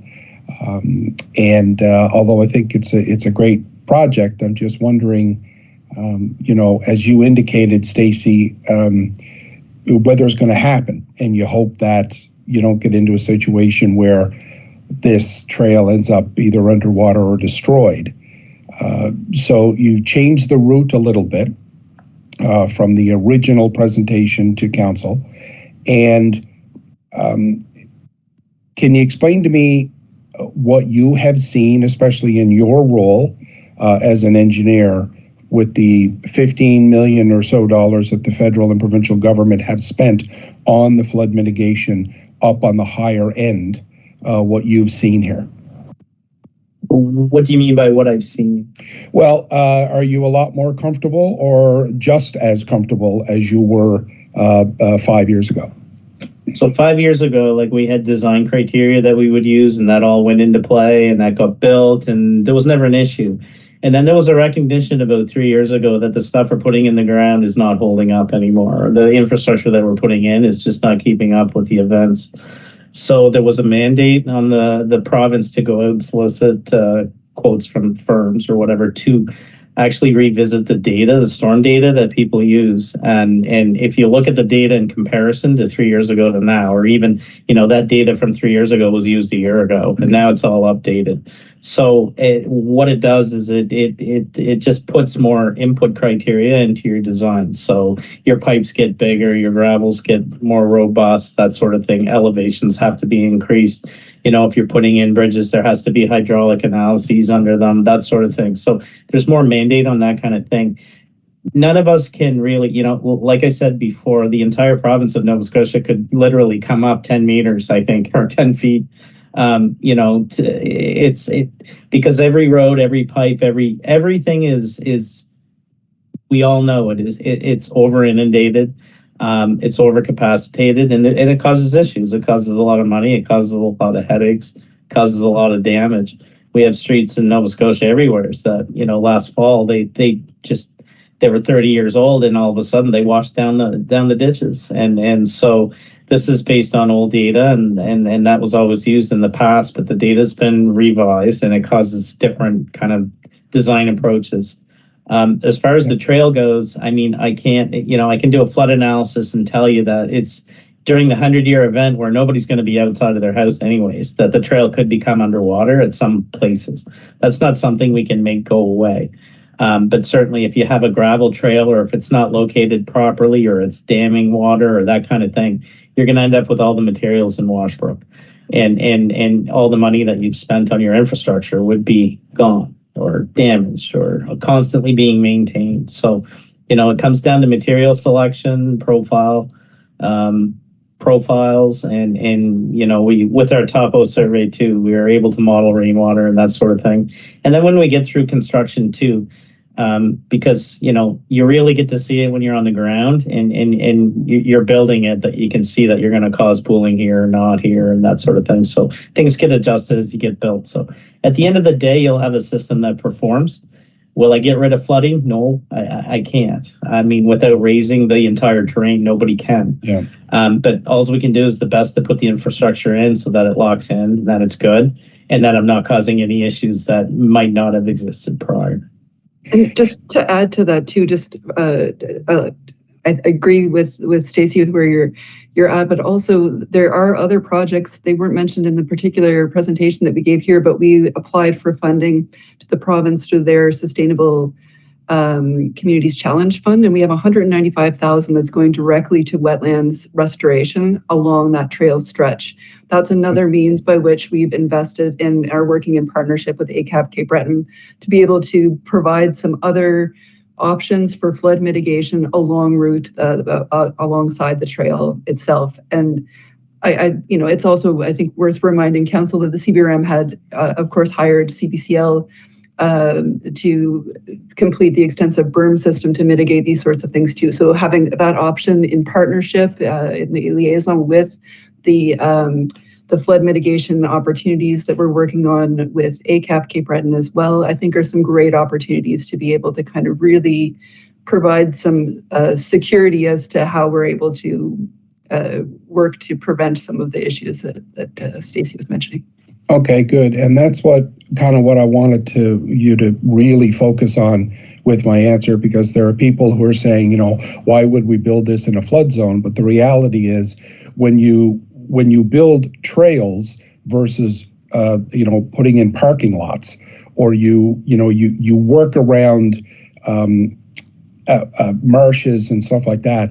When you're planting trees, you're doing something better for flood zones than you are when you're pulling them out.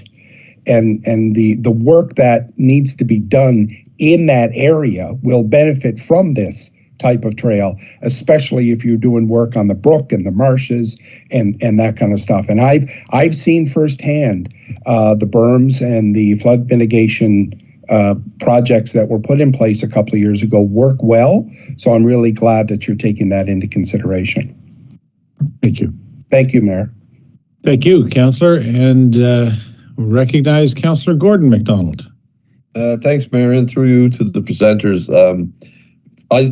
For me, I'm just going to say that it's a great project. I remember when you first came to council to do this. You just had a big ambition, and look where it's at this point. You're ready to get shovel ready and to move this. Just one question: what is the full length of it? And the fact that it's in like a residential going through a residential community, I believe is a great asset to have.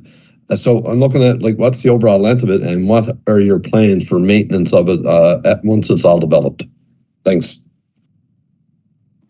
I believe it's in the order of 2 kilometers as far as the length goes.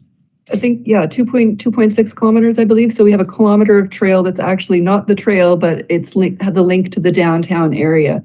So when we spoke earlier about how this connects to downtown Sydney and the waterfront, the idea is that we'll start from Wentworth Park and following sidewalks with signage and wayfinding opportunities, connecting that area along Lorway Avenue to Centre Street to Royal Avenue.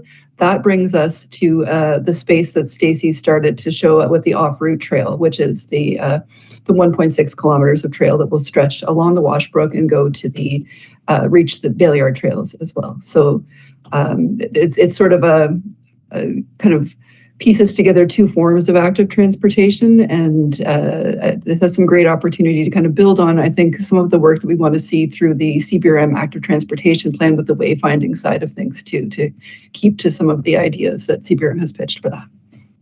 Nice, thanks. And maintenance, I think that was a question too. Who would maintain? I was just wondering what you're looking at for follow-up once it's all in place. We have drafted a maintenance agreement that we have shared with the CBRM staff that we've been working with over the years. And at this stage, the document is ready. We were told we need to bring that back to council as well. The trail can be built, and then I think as soon as the trail is in place, that we're able to come back and reshare what those might be, or work with CBRM staff as well to finalize those details. But it is drafted at this point, and there's has been discussed with CBRM staff of what the role might be for Parks and Grounds, for Public Works, and so on. And the idea as well is with the Washbrook Greenway Coalition, we really see ourselves as the sort of stewards of the land for that space. So the idea is not just to pass everything back over to CBRM and say, okay, you guys can take a trail now, but it's also to be able to really build on that partnership and find ways that we in the community can support and work to be able to keep this trail as a real community asset for CBRM. Very good, thank you. Recognize Councillor Perouche. Thank you, Mr. Mayor. And this is a question from Eldon. Eldon sent me a text where anyway, Steph, through you, Mr. Mayor, to Steph, Eldon is wondering, have you reached out to NSFM at all about sustainability funding programs? That the so the SCCF grant that we did receive, that was the 195,000 that I mentioned earlier for the wetlands restoration. Okay. That's through the NSFM, and it's a wonderful opportunity. And they do have their third round of funding just opening up. I saw the email coming through there. So there are opportunities as well to maybe look at how, I mean, obviously right now with that particular grant and funding, we're looking at the wetland side of things. That just so folks are aware, the funding would go towards rebuilding and restoring wetlands along route for the along the stretch of the Washbrook Greenway Trail, but also be able to invest in creating some wetlands look-off spaces as well. So really building up the spaces that we could play from a tourism perspective. So the cruise ships that we have in, how are we able to sort of pitch the idea of people being able to go on a walking or biking tour along the Washbrook Greenway Trail and having these beautiful spots where they'd be able to sort of stop and look and rest and along the way. So those are all pieces that are worked into that particular project with the NSFM. But certainly it's a great opportunity to be able to invest even more in the project. So wonderful. Thank you for that. And recognize Councillor Gillespie again. Thank you, Mayor Clark. Just a question to you regarding this. As this trail connects a portion of a trail to another portion of a trail, and in the middle of each one of those is infrastructure with CBRM, I understand that we'd be looking at those sidewalks being a part of that and some opportunity for wayfinding signage. Are those sidewalks part of this project for funding and replacement or repair, or are they part of the CBRM infrastructure repair and replacement, just to make sure that they're up to code and they're wide enough and they're in good shape? I don't think they're part of that, so we'd have to have that as a consideration, Councillor. Okay, thank you. Yep. So we'll have to come back at that. Any other questions? I want to thank our presenters so very much. We appreciate that, Stephanie and Stacey. We look forward to the follow-up, and I know Councillor Perush will be very keenly following up after the budget process. So thanks again, and we'll move on to our next presentation. So we have three other elements that will flow now. That will be the capital budget presentation that our Chief Engineer and Director Wayne McDonald will take us through. He's getting that prepared. We then will do the operating budget presentation by our Chief Financial Officer, Jennifer Campbell. And then for our water utility for operating, for water, wastewater, will be Ray Boudreau, our director. So at this time, we just refer to Wayne McDonald, our Chief Engineer, Director. Thank you, Mayor, and thank you, Council. So I'm going to be taking you through our capital budget presentation. The document is found in your capital, in your budget binders, starting on page 2. I'm going to share my screen to begin the presentation.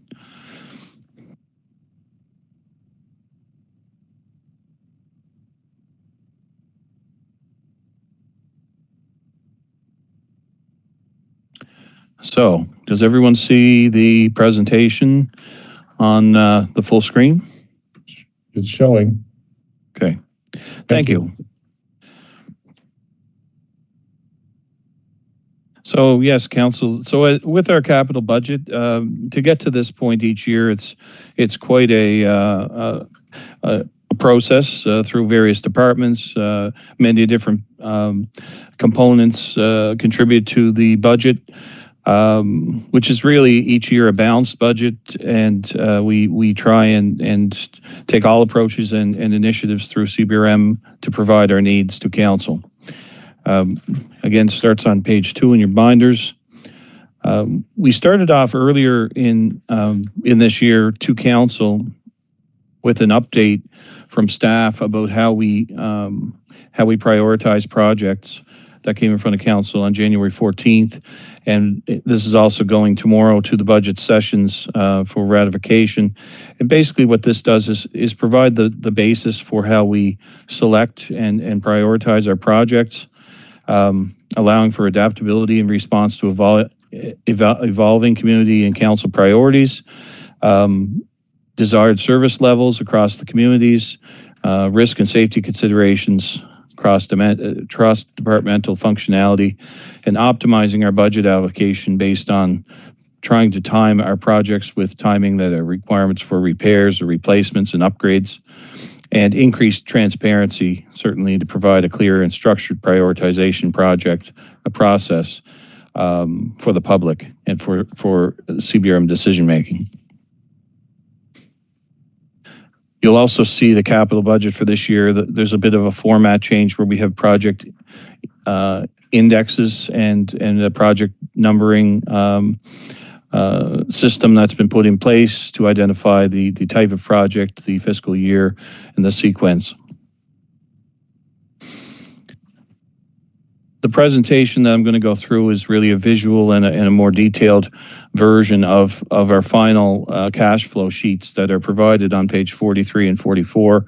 And there's a lot of detail in the cash flow sheets. It basically identifies the project totals and how we come up with the various levels of funding and the components that put together our project totals. We have projects that are carryovers from previous years. We have projects that have funding included, both full and partial funding. Projects that are currently under a funding application, and some projects that don't have any funding but are basically necessities for us to continue with. And basically to fall in compliance with the borrowing limits that Council provides. We also have further information in the budget binders for each project. There's project summary sheets that define where the project funding is coming from, as well as identifying for Council if there's any new operating impacts to the projects that we're completing. So we get into the discussion over why funding is so paramount for us to continue and move forward with our capital budgets. And basically, municipalities across Canada own the core infrastructure assets that are critical to the quality of life for Canadians and the competitiveness of our country. And as you can see, municipality with nearly 57% of the country's infrastructure, but municipalities collect just 8 cents of every tax dollar paid in Canada, with the other 92 cents going to federal, provincial, and territorial governments. So that certainly justifies the fact that we own the majority of the infrastructure, but we require partnerships from other levels of government. So that's a constant evolution, and a lot of the time that myself and my department spends working with other levels of government to try and identify funding that's available. And just as a point of note, for every $100 million invested in infrastructure, there's approximately 1,800 jobs created and 160 million of economic growth generated for each 100 million. And that comes from the Federation of Canadian Municipalities infrastructure report card. So just to give you a sense of what our infrastructure looks like, we have what we're talking about with respect to linear assets. So this includes our roads, our sanitary sewers, and our water mains.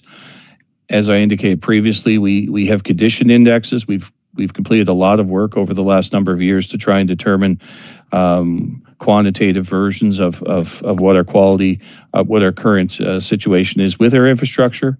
You can see the value of all of the roads, the sanitary sewers, and water mains, which is not all of our infrastructure, but a major component. The total replacement value is over $3 billion.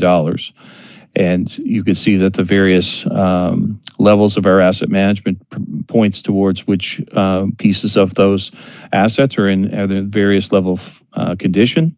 You can also see in the top left of the screen that colored index of roads. We have pavement condition indexes completed for all of our roads in CBRM.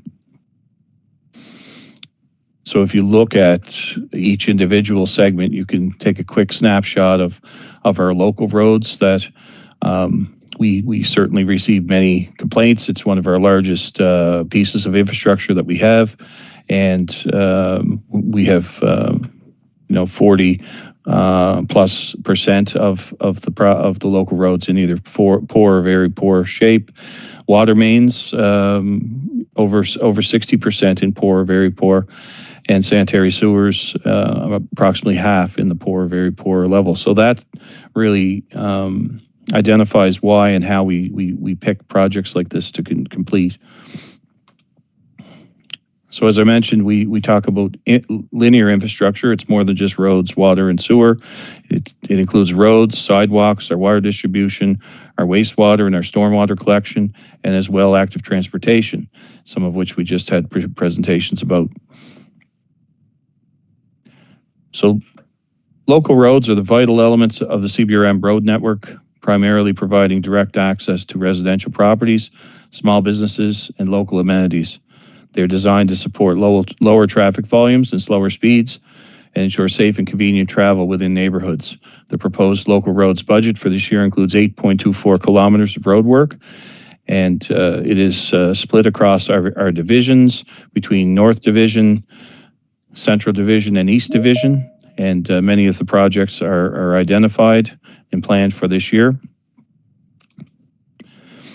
We then move on to arterial and collector roads. Those roads are essential components of CBRM's road network, serving as intermediaries between lower order streets and communities.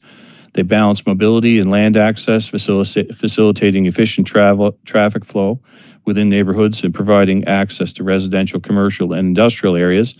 They also connect, as we're a multitude of smaller communities that connect basically highways through the communities. So we're proposing for this year approximately 5.2 kilometers of road work in the central, east, and north division. And one thing I'll bring attention to is that we do have target values for reinvestment each year, and we're very close to our arterial and collector target. This is one of the few components that we're close to the target level. The reason is there's been significant investment over the last number of years, and what we're trying to do in arterial and collector roads is protect the investments that have been put in place. So in many instances, these projects are not full rebuilds. They're mill and recap to protect the investment underneath. When we talk about sidewalk renewals for 2025, there's a component of sidewalks that we basically complete independent of other projects, and then there's another component of sidewalks that are completed as part of the road, local, and collector road projects. So although we identified 670,000 towards a small number of existing sidewalks, these are sidewalks that can be completed without the road network. There's also other components that are in the road projects, the local and collector. So the total of the sidewalk planned for this year is over $2 million. And then if you add to that a few other projects that I'll get into when I talk about active transportation, we have applications in for some sidewalk extensions and sidewalk rehabilitations over the next number of years, and they would be in addition to this. Council has mentioned that they have been looking for certainly some effective rehabilitation and replacement of sidewalks over the years. So we are pointing towards that type of work. And we are seeing with additional public use and additional residents to CBRM that may or may not have vehicles. They use our transit facilities and others. Sidewalks are the connection between the neighborhoods and our transit facilities as well. Next, we'll move on to J-class roads. So since the early 2000s, CBRM has entered into a 50-50 cost share agreement with the province of Nova Scotia for the initial paving of J-class roads that reside within CBRM. The roads are owned by the provincial government, but the agreement was made at amalgamation for a cost sharing of the initial paving. The roads selection is based on consultation with councillors over the years. And we've provided the various district lists. What I will mention is that, as you can see on this particular list, which we're talking about as Phase 6, and you can see the completed numbers to the right, it's taken us a while to get through Phase 6. We've had Phase 7 approved for a number of years now. And what we continue to do is work with our provincial government officials to try and determine, is there additional monies? Historically, if there were funding available, we would come back to council, and council has approved additional focus towards these each time. Some years there's available money, some years there isn't.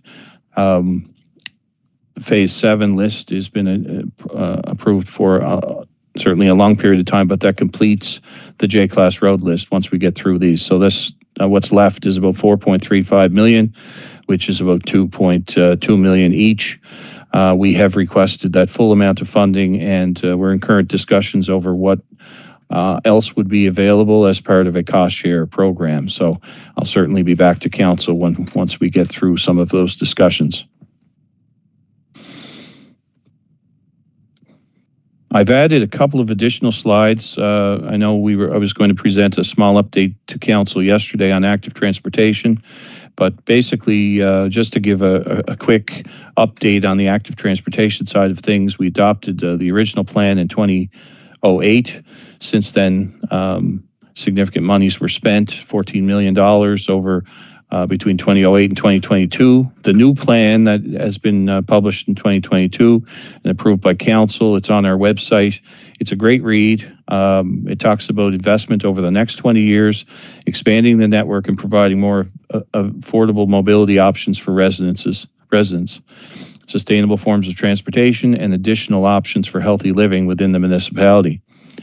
There was also a request to increase the spending each year.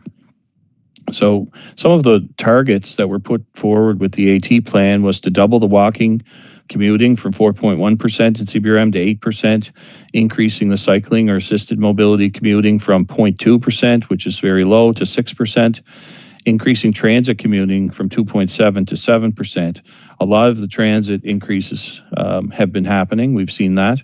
Increasing the percent ride share from 8.4 to 12% for all private vehicle trips, and decreasing the private vehicle trips overall from 82% to no more than 70.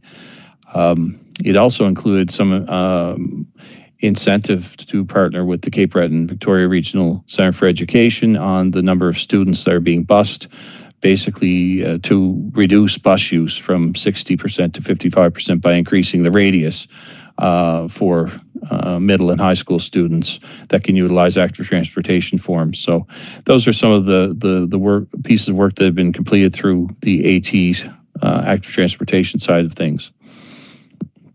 We do have for active transportation in 2025 our list of projects. Some of the projects have been currently applied for through the Provincial Grid Fund, the Federal Rural Transit Solutions Fund, and the Provincial Connect 2 Fund. You just had a presentation prior to just the last presentation that you heard was the Washbrook Greenway, so that is on our list. The ask for the $175,000 is in our plan, conditional of them receiving the additional funding that they mentioned. There are some sidewalk projects that are included in the AT plan for this year. A number of them have been came directly out of the AT 2022 report. There was also a few pieces of sidewalk extensions that were identified recently from pedestrian traffic studies. One is a Kings Road sidewalk from Green Hill to Parkwood. There's a couple of existing projects in Whitney Pier, the rapid reflecting flashing beacons, and the Victoria Road bike lane. They were projects that are continuing from last year. There's a number of active transportation sidewalks, as I mentioned, and they were really sidewalks identified through AT that connected from current sidewalks to bus stops. So if it was a bus-related sidewalk extension, they've been applied for under the Rural Transit Solutions Fund. There's a portion of Coal Town Trail paving. That's a cost share that happens each year on the Coal Town Trail, and a new item, a fairly new item, which is called the Kings Road Corridor Safety Improvements. We have been partnering with the provincial government on Kings Road Trunk 4 corridor, and there's a number of improvements recommended. The report is just currently being finalized, and what we've done is taken some of the pedestrian and transit related improvements and applied for funding for those. So if we receive the funding, they can happen as early as this year. We also have some fairly recent news on active transportation projects for the future. So we have been waiting for a number of years for the actual national active transportation fund to roll out. The government of Canada has allocated $500 million to be spent over the next 5 years on active transportation projects through the federal active transportation fund with a 60% federal cost share. CBRM has submitted an application for $23 million worth of projects for fiscal 26 to 2030, so it won't start until next year if we're successful. But the first project on the list is the Sydney River Multi-Use Trail. It's $11 million spread over fiscals 28 and 29. There's some work that certainly we would have to do preliminary, whether it's design and working with the railway and the corridors in that area. But that was the #1 signature project in the active transportation report. And we've applied for the funding, and it's certainly going to be a significant amount of work to get to the project being started in 2028. But certainly something that I believe the active transportation folks that have been talking about this, the public has been identifying that project over many years, and we've identified that the funding was finally available, so we should apply. We've also applied for a number of initiatives, basically to increase the amount of curb and sidewalk rehabilitation that we currently do, to take our current funding that we spend each year and leverage it to provide additional funding from the federal government associated with curbs and sidewalks. Many different crosswalk improvements, signage, permanent line markings, signalized intersections, safety improvements over 5 years, and new and current bench replacements across many of our trails and other locations. The intent for the funding is to leverage the federal monies to further improve and expand the existing active transportation system in CBRM.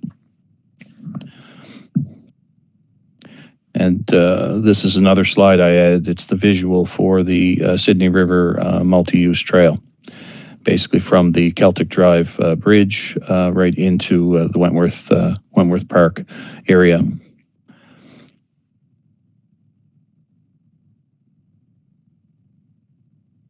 We've also been applying for funding under the Growth and Renewal for Infrastructure Development Program, known as GRID. It invests in priority municipal infrastructure projects to address capacity issues, build accessible and adaptable communities, and support housing services.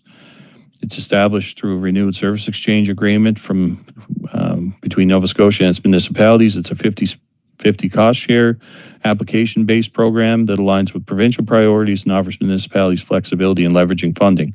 So this fund rolls out each year, and we've applied for a number of combined road and underground infrastructure projects, along with combined storm, inflow and infiltration, and sidewalk infrastructure projects. And we already had the money secured for some of the projects through the Municipal Capital Growth Fund, and which are required to be finished by March 31st, 2026. So that includes some projects that you've seen previously where we've been successful at 50-cent dollars, and we're looking for the other cost share, and as well some projects that we were awaiting funding to be available. So there's some combined road and underground infrastructure projects, and then there's some combined storm, inflow and infiltration, and sidewalk infrastructure projects. The total's $9.7 million with CBRM cost share at $800,000. So really good cost sharing for that. We have another category for this year under housing infrastructure projects. So, as certainly when funding initiatives and federal and provincial initiatives move forward, we also react to those same availabilities. So, housing infrastructure projects focus on enhancing municipal services, including water distribution, wastewater, and stormwater, and transportation assets to support the development of housing units across CBRM. So, there are 3 projects identified. One is the Tartan Downs project, which, although it's showing only $4.5 million, that's what would be spent this year once the project is approved. That's a real significant project for the Sydney area. It's over $60 million of investment. 13.7 million is the infrastructure, which is the part that we had been partnering with an application, and it's anticipated, if they're successful with the approval, that it will move ahead. It's shovel ready and will move ahead very quickly. I believe there's a full build out of over 500 units, but the initial phase one is around 150 new housing units. There's a second project, the CBU water supply and housing development. 1.25 million it would be the detailed design and tendering and initial phase, but that's a $25.5 million application that went in through the Canada Housing Infrastructure Fund, and CBRM has applied for the federal funding to support supplying municipal water to the CBU campus. This was a provincial requirement from the existing water system that is at CBU and former NSCC sites. So we've partnered with the provincial government on not only trying to upgrade the water supply to the CBU campus, but also provide and support housing developments within reach of the water system extension. And then the third project on this housing projects infrastructure list is associated with our Housing Accelerator Fund. CBRM received the Housing Accelerator Fund money a couple of years ago, and we're continuing to administer the funds received through CMHC to support municipal infrastructure installations and support additional housing units. So we're currently dealing with the Tartan Downs development that a portion of the Housing Accelerator Fund has been attributed to, and as well phase 3 of the Cosset Heights development. Next, we'll move into wastewater and stormwater projects. Wastewater and stormwater projects focus on managing and treating water that comes from residential, commercial, and industrial sources, as well as rainwater runoff. These projects aim to improve water quality, mitigate flooding, and protect the environment.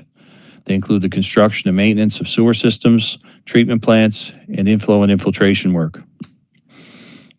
As a point of note, that picture that's on the screen is our Sydney Harbour West treatment plant, recently completed, and certainly an impressive project we have in CBRM, and at the end of a very successful project.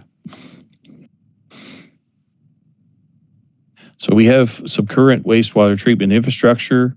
We were mandated by Environment and Climate Change Canada through the Federal Wastewater Systems Effluent Regulations, fully funded project for the Glace Bay wastewater treatment plant, funded by the federal and provincial governments under the Investing in Canada Infrastructure Program. We're in year 6 of 7 of completing the Glace Bay wastewater treatment facility, and other projects that were as part of that are completed now, which included Battery Point wastewater UV system that was completed a few years ago, UV system upgrades at 4 of our existing wastewater treatment lagoons across CBRM, and the Port Morion wastewater collection and treatment system that was previously completed. The Glace Bay wastewater collection and treatment system is ongoing. So as year 6 of 7, we'll be into about 2027 with a completed new facility. So we are moving. It may seem slow, but a lot of work has been completed very successfully. We also have a New Victoria Wastewater Collection and Treatment Project 2025. Basically, we had a scope change provided through the Sydney Harbour West project a number of years ago. We were able to reallocate the funds to the next project on the list, and it was really based on the size. The amount of money available wasn't large enough to either go over, say, to the north side or finish a large plant like New Waterford and some of the larger ones, but it fit with the New Victoria site. So we moved forward with that, and it was reallocating money that was previously allotted for Sydney Harbour West. And the design and construction of the Sydney Harbour West collection and treatment system is ongoing, and we're currently in the design and construction phase of the New Victoria system. There's one specific project identified through Battery Point, wastewater treatment plant, basically the dewatering equipment upgrades for 2025. Our regulation is under Nova Scotia Environment, and the existing equipment was commissioned in 2005 and has reached its end of life. Its project budget is $625,000 and includes a new dewatering unit and associated equipment. Replacing this will provide no disruption to the treatment of the wastewater. We also have two significant applications in very recently mandated through, again, Environment and Climate Change Canada through the Federal Wastewater Systems Effluent Regulations. The preliminary design is complete. However, we have the largest of the two projects is the North Side Wastewater Collection and Treatment Project. We applied for the full $176.4 million, and the core project components will include thorough investigation and evaluation of existing infrastructure, the data integration of our under our GIS system, development of infrastructure improvement plans, detailed design of the new collection and treatment system, new outfalls, and construction and commissioning of the wastewater system. The project duration would be 7 years upon receiving of or successful approval of funding. So it's a pretty substantial project for us, but it's probably our largest urban area that's left to treat. Similarly, we also have an application in for the New Waterford Wastewater Collection and Treatment Project. Similar type of project, although certainly much more cost effective. It's a smaller system at $74 million, although as certainly council can see, these are very significant projects. It wasn't that long ago that 20 to 25 million was our large size of projects. Now we're talking projects in the hundreds of millions of dollars. So very significant project, approximately 4 years of duration once we receive approval of funding. Next, I'm going to move towards the water utility projects. They focus on the assets required to treat and move potable water from a source of supply to end users. It's achieved through maintaining, replacing, and upgrading treatment facilities, distribution and transmission piping, storage facilities, pumping systems, etc. On top of the physical upgrades, completing study work and assessments help optimize the water infrastructure efficiency. The goal of these projects is to ensure a safe and reliable and efficient water supply for our communities. There's a number of projects identified through the water utility.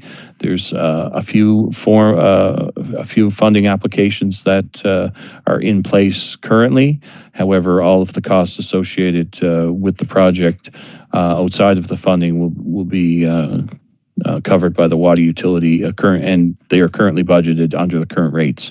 So they include the George Street transmission main replacement, Glace Bay PRV chambers, year 1 of 2, a number of meter replacements to residential meters across CBRM, a Lewisburg water storage tank, the Phelan's Road pump station retrofit, Potter Lake membrane replacement, watershed land acquisition that is continuing across CBRM, and a master plan for the Potter Lake system, which includes the entire north side water system. There's a total of $10.3 million worth of projects here, anticipating the funding that we're hoping for. The water utility cost would be $6.4 million. Next, we're going to move on to the parks, grounds, buildings, and facilities projects. They require strategic investments to develop, enhance, and maintain these physical spaces. Examples include upgrading playgrounds, essential building upgrades, HVAC and generator systems.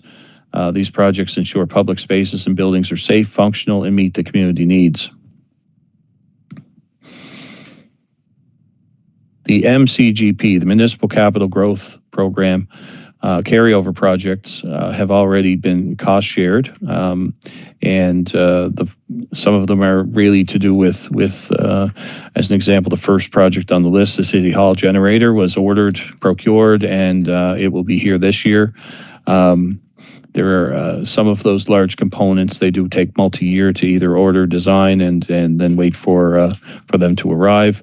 There's a George D. Lewis brownfield redevelopment, which was cost shared last year. It's in the town of Lewisburg. It's basically a demolition of the former school and a redevelopment of service lots for development.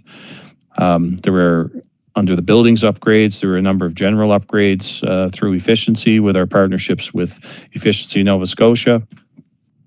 And there's an application in for some funding currently at Center 200 for the building envelope and efficiency upgrades. We have the City Hall HVAC, so that's a project that Council did see last year, and it's on for this year. That system is at end of life. There are a few specific upgrades with replace to police, which are elevator upgrades at Sydney Mines and Central. So there's about $7.5 million worth of projects here with CBRM cost share of $3.8 million.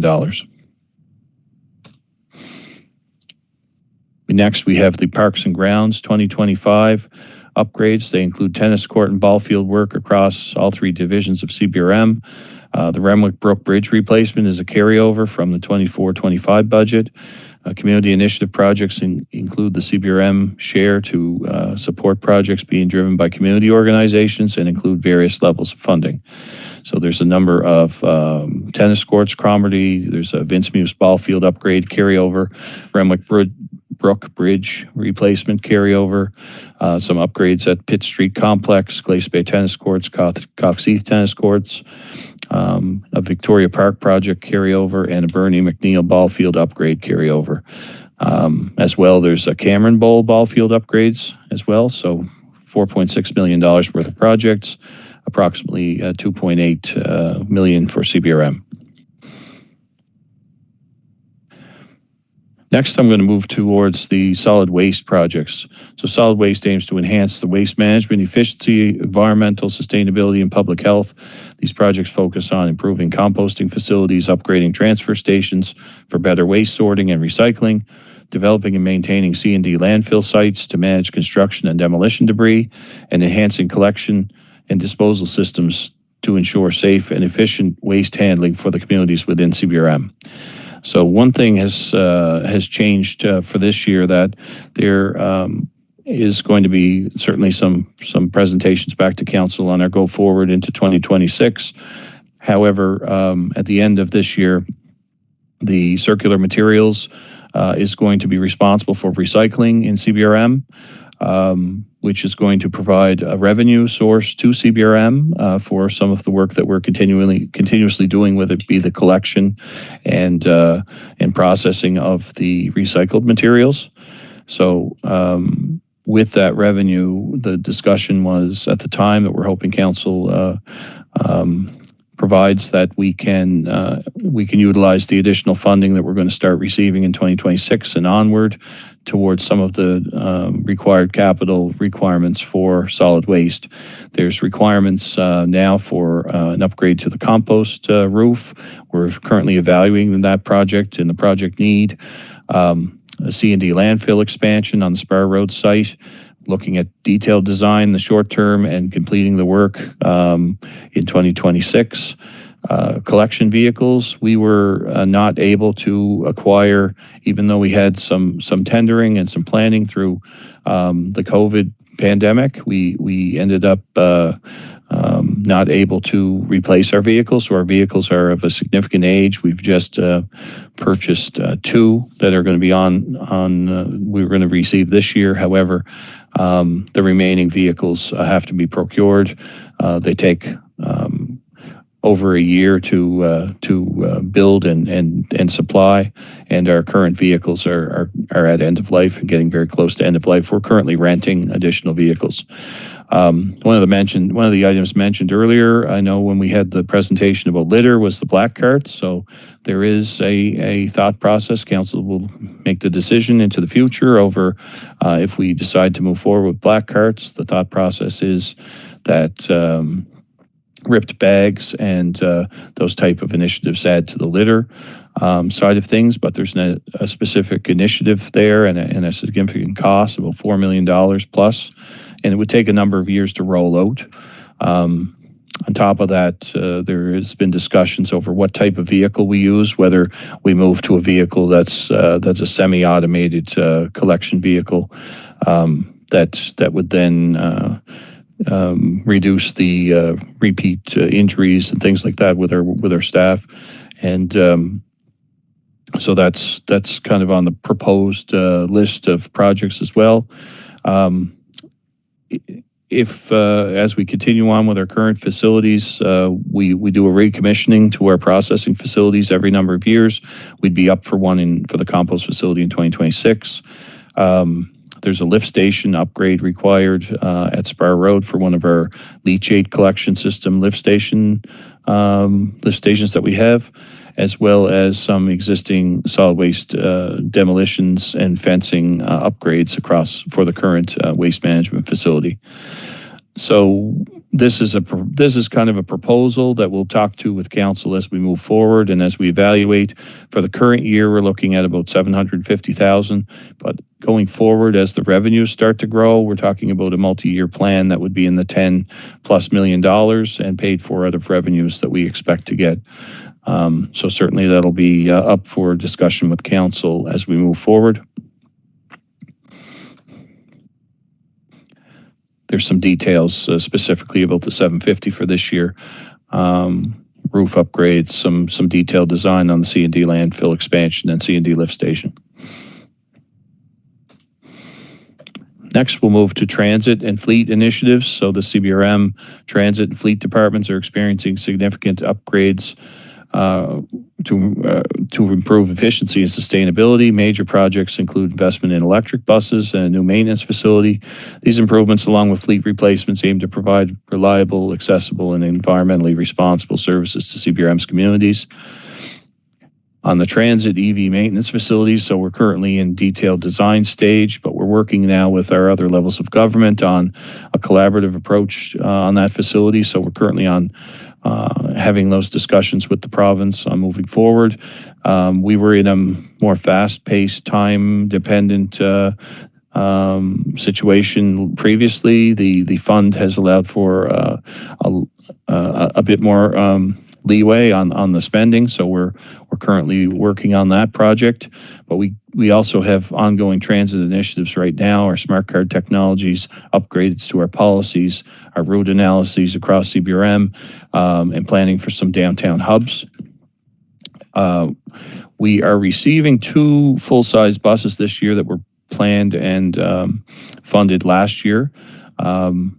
There has been a bus transition. Basically, the end of the diesel buses were to happen this year, and that's changed. So diesel now will be available for a few more years. We certainly appreciate that because we're not going to have our facility ready for a few years anyway. However, current applications that we have in for funding are to cover some rolling stock of minibuses on top of the 2 full-size that we are receiving this year. So if approved, we'll have those smaller buses here.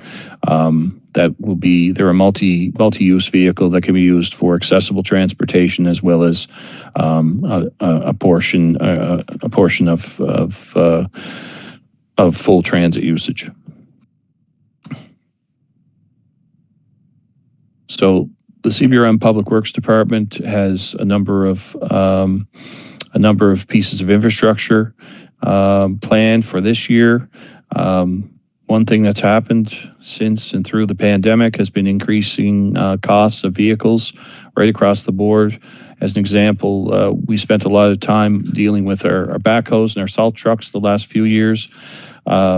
We have a few salt trucks in this year's budget. We have a number of sidewalk plows. That was something that we hadn't been able to focus on the last few years. But as a point of note, we used to receive a sidewalk plow for about $70,000. They're $170,000 now. So the costs are escalating on the costs of these vehicles. This is an anticipated list based on the fleet replacement plan that they've gone through. They're all replacements except for the 2 buildings SUVs that are identified. That's for if council agrees with the current budget and 2 additional building staff, that's the vehicles for them. The water utility does cost share a portion of our fleet budget each year, and that's typically with respect to backhoes and although we show salt trucks here, those trucks are all fitted so that they can be used all year round, and they're used for some of our wastewater and water digs. Next, we'll talk about fire services fleet. So council just recently approved the ordering of the ladder truck. What's included in this budget is ladder truck, 1 boat pontoon boat, and there's $100,000 each year building upgrades. However, I think the point of note here that was given to council was that for long-term planning, there has to be an initiative put forward for fire services because of the current requirements for the aged fleet that we have. So I think certainly a lot more discussion will happen on that. How do we react to those type of long-term plans going forward? We have a lot of vehicles in fire fleet that are near end of life, and as you can imagine, on a fire vehicle, they reach end of life based on not on mechanical failure or things like that. It's really on age, 25 years. The next project we have is the IT and tech projects. There's some specific IT upgrades crucial for enhancing efficiency, security, and competitiveness. There's basically an amount of servers that have to be replaced each year, and so there's $250,000 towards those projects. Now, I will add, I will stop sharing for a second, and I'm just going to bring up the sheets, page 43 and 44, and then I'll hand it over to our CFO that will talk about the last sheet on here. But if I could, I will bring up our share.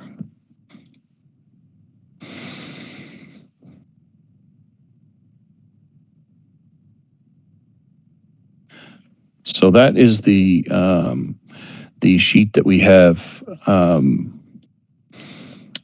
page 43 and 44. And I just want to bring attention to the final sheet, the second sheet. So basically what we're talking about here, the total for this year is $93 million, pretty substantial budget with a number of components of funding, whether it be operating capital, operating reserves, water, wastewater, provincial and federal grants, other sources of funding, and as well our Canadian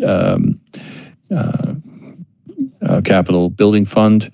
And the total borrowing required is $14 million. So I'll bring back that last sheet I had. So Jen, our CFO, Jennifer Campbell, can have a quick discussion on that.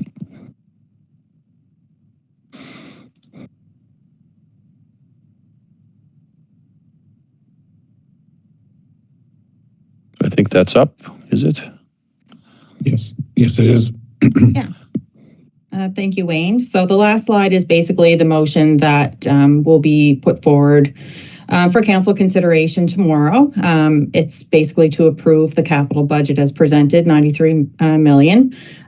Also, we have to approve how we plan on funding that capital plan. So it would include temporary borrowing resolution of $14 million, and that ties into I had presented to audit committee today a draft debt management plan. So that policy will come to council tomorrow as well as part of the budget process for consideration, which will ensure that we stay within council's policy for overall debt. Also, council would have to approve the transfer and use of any funds in reserve, whether it be operating or capital, and those amounts are listed there based on the funding proposal for the capital plan.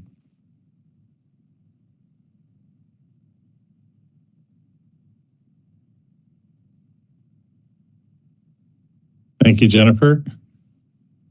Wayne, is that the completion of the capital portion now? Yes, Mayor. So that's the capital budget. Okay. So we're just in terms of everyone's schedule, we're going to do the operating water utility, and this is just for the opportunity to have people consider it, and then we'll start fresh in the morning on the actual budget deliberations themselves. So on to the operating budget. We'll go to our Chief Financial Officer, Jennifer Campbell. Thank you, Mayor. So I'm going to try to share my screen as well. In the meantime, if you're following along in your budget binder, the operating budget presentation is on the operating budget presentation tab in your binder that is labeled page 87. I think I'm sharing this one. Are you able to see that? All I see is people. Good, okay, great.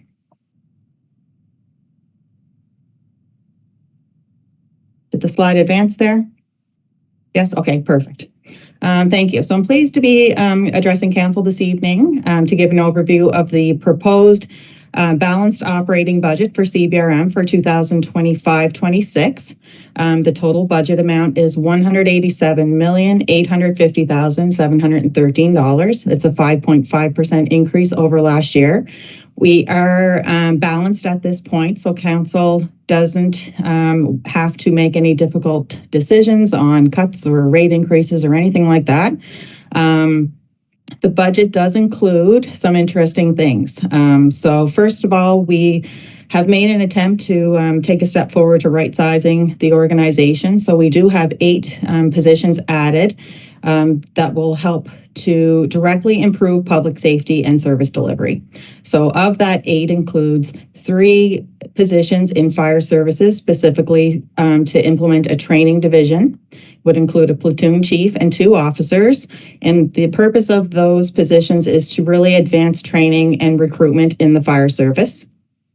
There's 2 positions added to inspections, specifically for property maintenance enforcement officers. So they're dedicated to the dangerous and unsightly premises for community safety. And it's also going to take the responsibility from the building officials that are currently doing the work and allow them to focus on their core duties. There's 1 position added to buildings, as Wayne mentioned, an electrician that is going to be dedicated for traffic and pedestrian signal response. We currently contract that work out, so that will have an offsetting savings on contracts and agreements in engineering and public works, and will hopefully allow for a more rapid response to address those issues. There's 1 position added to communications, and that is to support website redevelopment, other communication initiatives, and also act as a navigator for vulnerable persons. And 1 additional position in human resources. The title of that position is a diversity, equity, and inclusion officer, and that's to ensure an equally diverse and inclusive public service. We are actually required to have that position as following the study. The Director of Human Resources will be available tomorrow to speak to that, or our CAO can certainly comment. Council had also approved realignment to improve communications and support to the public as part of the modernization plan that the CAO presented to Council. So 311 service will now form part of the communications department. 911, as noted in Police Commission earlier this afternoon, will again be realigned with protective services and police.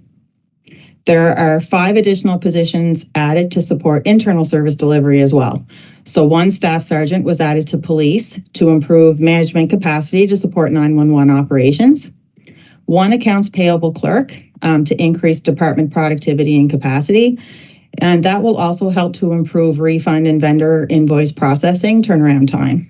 So that also will see the general public and our vendor community will see a benefit from that position as well.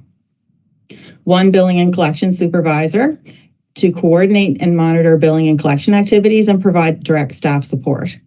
1 human resource generalist position to support the overall HR activities and increase department capacity, and 1 human resource recruiter, again, to increase capacity. Also of note, a solid waste educator position that was previously included in solid waste was absorbed into 311, and that was part of the plan initially when we rolled 311 out. We had identified a position in public works that would transfer to 311 when the position became vacant, and now just through attrition, that position has effectively been absorbed into 311. So that's one position less in that area than we had previously. Significant changes in the collection and processing of recycled materials, as Wayne mentioned during capital, is coming into effect January 1st of 2026. And of course, the change is expected to result in significant savings, sufficient to fund capital under solid waste that's needed in 25-26, and that funds that instead of borrowing for it. Investments in modern equipment and software upgrades to support teams that will result in productivity, public safety, and service delivery improvements. There's a number of them here. These include an e-permitting solution that's fully funded through the Housing Accelerator Fund to reduce red tape associated with the permit application process. An e-procurement solution that centralizes, manages, and streamlines procurement activities for both proponents and staff. Body-worn cameras for police with downloadable footage and transcription capability for improved evidence management and reduce administrative burden. Stationary cameras in downtown cores as an added security and crime prevention measure, and TMR radios upgrade for both police and fire for more reliable and secure communications. They're also the same radios used by RCMP and the Halifax Regional Police Agencies, allowing for interoperability in the event of large-scale events that involve multiple agencies. There are no increases in tax rates proposed for 2025-26. However, property owners taxed for hydrant will see a 0.75 cent reduction in the hydrant rate. This is a summary of the tax rate table. I believe you have this already, and it reflects that 0.75 cent change in the hydrant rate. Based on current year assessment, we're able to reduce that rate and still generate the revenue that we need to pay the hydrant charge required under UARB regulations. That's why we're able to reduce the rate. The total tax rate that a resident or business pays will vary, of course, depending on which combination of services a property receives as per Council's approved service-based tax structure policy. And if a resident doesn't currently pay for hydrant services, however, they wouldn't benefit from the 0.75 hydrant rate deduction, and their tax rate will not change. So that service, that hydrant service rate is only going to benefit those that currently pay for the service.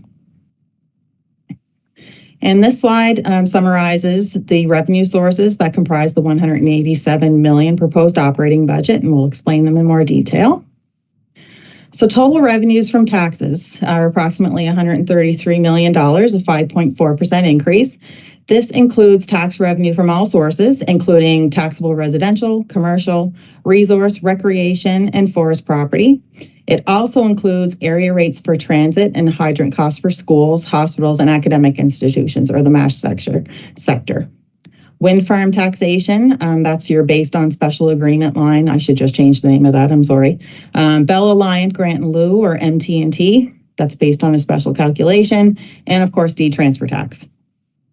So residential tax revenue of $90.4 million is based on Property Valuation Services Corporation assessment data for 2025. 89% of accounts fall under the CAP program this year, which limits taxable assessment increases to 1.5% for those eligible. The remaining increase in residential taxes is due to new assessment growth from property sales and new construction. The decrease in the hydrant rate resulted in a cumulative savings to residential taxpayers of $272,000. Commercial tax revenues of $36 million include, again, all rates, including the base rate, area rates for fire, transit, hydrant, and provincial education, as well as business improvement district levies for properties in commercial properties in Sydney and North Sydney. Overall, taxable commercial assessment, net of bylaw-driven adjustments for properties eligible for grants and rebates through existing council bylaws, is slightly higher than the previous year. In addition, there's an increase in assessment for MASH sector properties, mainly due to the increase in assessment from the hospital expansion projects and the new Breton Education Centre, which are exempt from base taxes, but they are subject to the hydrant and transit area rates. Overall, commercial tax revenue is budgeted $1.5 million higher than previous year, and the decrease in the hydrant rate resulted in cumulative savings to commercial taxpayers of $86,000. Resource property assessment is relatively flat and is budgeted at $1.55 million, which is very similar to last year. The decrease in the hydrant rate resulted in a cumulative savings to resource property owners of just about $1,300. For those who may not know, resource assessment is defined as any property that is farm, aquaculture, conservation, forest property under 50,000 acres, land of a water utility, community fisheries property, and they are all taxed at the same rate as residential property under legislation. So that's classified as resource, but they're taxed as if they're residential. Wind farm revenues and Bell Alliant revenues are both based on taxation legislation that is independent of assessment value. Wind farm rates per megawatt capacity is the taxation model applied and increases at about 1% annually as per legislation. The not-for-profit recreational property, that is property that is owned and used for recreational purposes over 3 acres, is subject to the acreage rate. And the rate for 2025 is $52.01 per acre, and it increases 5% per year by legislation. So we don't set that rate. The initial rate was set back when this tax classification was formed by the province and has grown by 5% a year ever since. So the current rate is $52.01, and we don't have the discretion to change that. And the total budget for that property classification is just under $25,000. Forest property is acreage over 50,000 acres. And again, the rates are set by legislation. The total budget is just over $36,000, a slight decrease over last year. If classified as resource, they're charged 25 cents an acre. And if classified as commercial, they're charged 40 cents an acre. And again, we don't have the discretion to modify those rates. Bell Alliant tax is 4% of gross revenue of Bell Canada for telephone facilities and services supplied in CBRM for the preceding calendar year. And it has actually been decreasing each year. We know more people have cell accounts than landlines, and that's generally what this agreement is based on, unfortunately.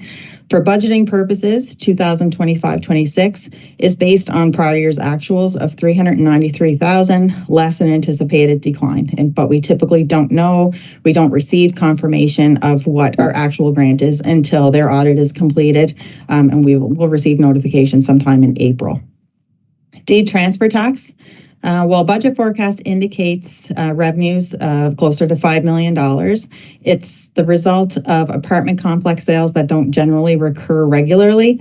We are proposing a deed transfer tax budget of $4.5 million, which is increase of $400,000 over last year.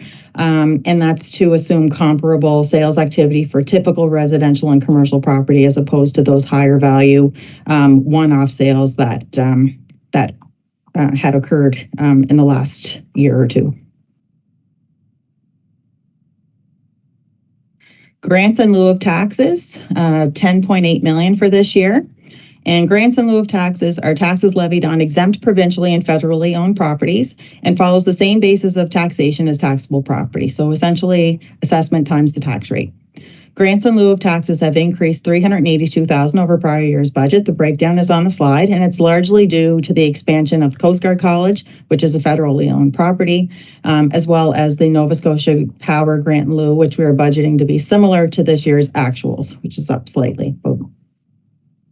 Provincial operating grant, or the municipal financial capacity grant of $15.3 million, and our budget reflects the terms of the MOU. That's the CBRM share of the municipal capacity grant frozen for 4 more years, this year being year 2 of 5. Provincial transfers include for the HST offset program of $500,000. So this grant represents CBRM share based on the municipality's proportionate share of total HST rebates. There's a $6 million pot of money that the province allocates based on a municipality's total HST rebates.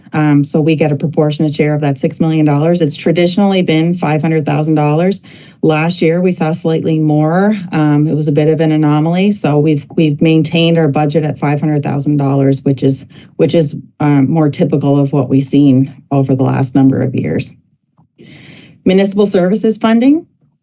This budget is for municipal services that includes provincial fire protection, cost recovery for municipal services provided to Member 2, and 911 cost recovery for 911 calls received for other agencies like EHS. Fire protection for supported institutions includes the new Nova Scotia Community College downtown campus.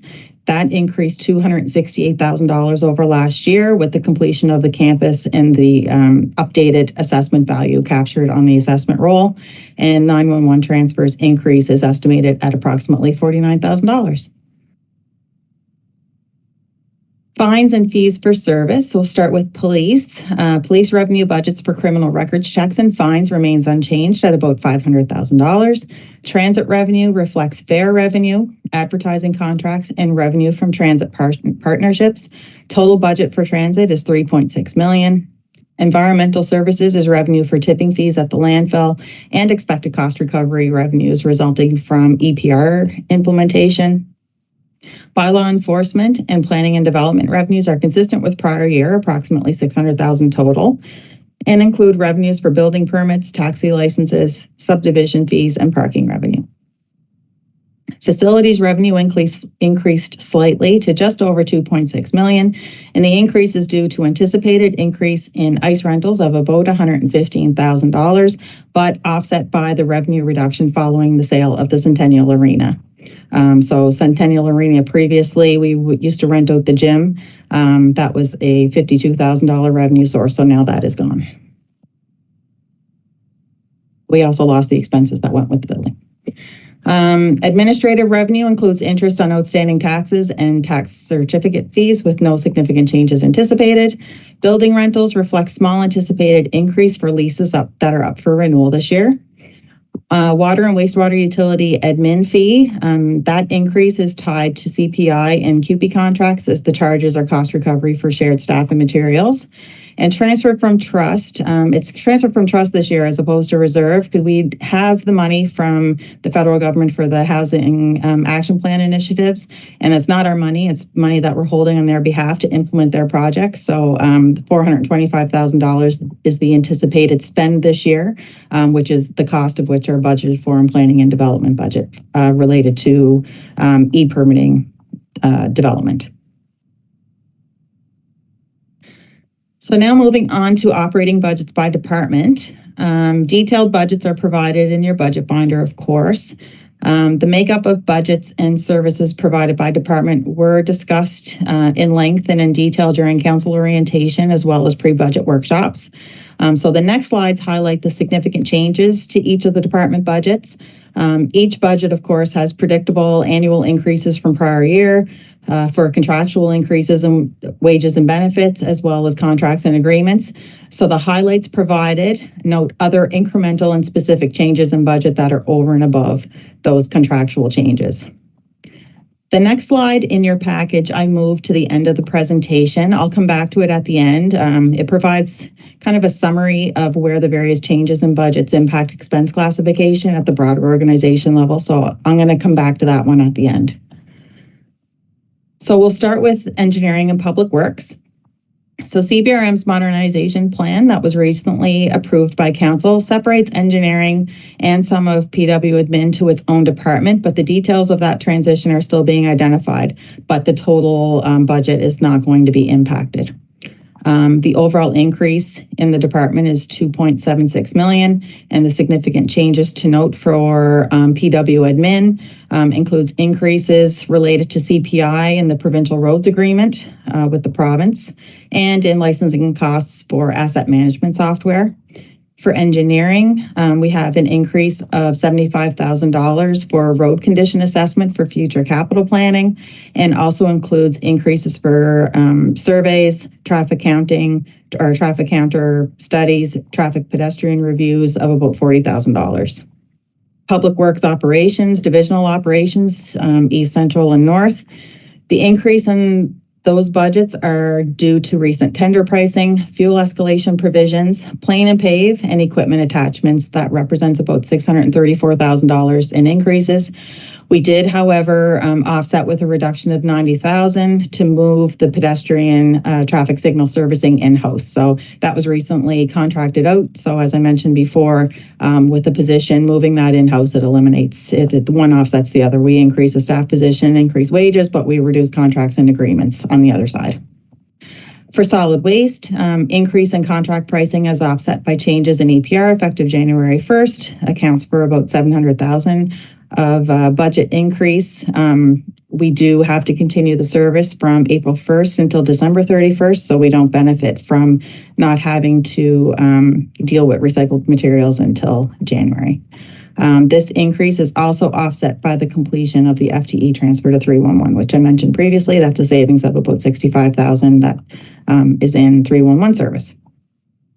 For fleet, we have an increase in operating costs, which include repairs, maintenance, and fuel of $810,000, a $25,000 decrease in professional services now that the aging fuel system has been replaced. For transit, we have no significant changes to note outside of contractual increases in wages and benefits. For parks, buildings, and libraries, facilities, and recreation is all summarized on this slide. Building staff increased by one position, again, for the traffic pedestrian signals. Libraries budget increased to reflect council-approved rent increases, primarily in Glace Bay. Parks budget includes an increase to decorative lighting repair of $44,000. It also includes an increase to vehicle replacement for a tractor of $50,000. However, that is offset by a reduction in professional services of the same amount for the parks plan that was added last year that is going to be completed. So that was a one-time cost, and we've reallocated that to fund new equipment for the department. Facilities increase included the impact of the increase in minimum wage for event workers, increases in utilities, and also required maintenance, and the Centennial Arena costs have also been removed. Recreation increases include the impacts, again, in the increase in minimum wage on summer student hirings for recreation and parks and grounds. Increases in the contract for lifeguards, storage facility rent, and community event programs added another $39,000 to the budget. Police services and 911 communications increased by $1.7 million as presented at the police commissioners meeting this afternoon. As noted, there was an addition of one staff sergeant to support 911 comm center now that they're going to be overseeing that service. One-time increase for vehicle computer equipment upgrades, body-worn cameras, and stationary cameras for downtowns added $413,000 to the budget. Police and fire require new TMR radios as parts for current radios. They're no longer available. So the radios, if approved, would be financed via capital lease, and the police share of the costs are $158,000 for this year.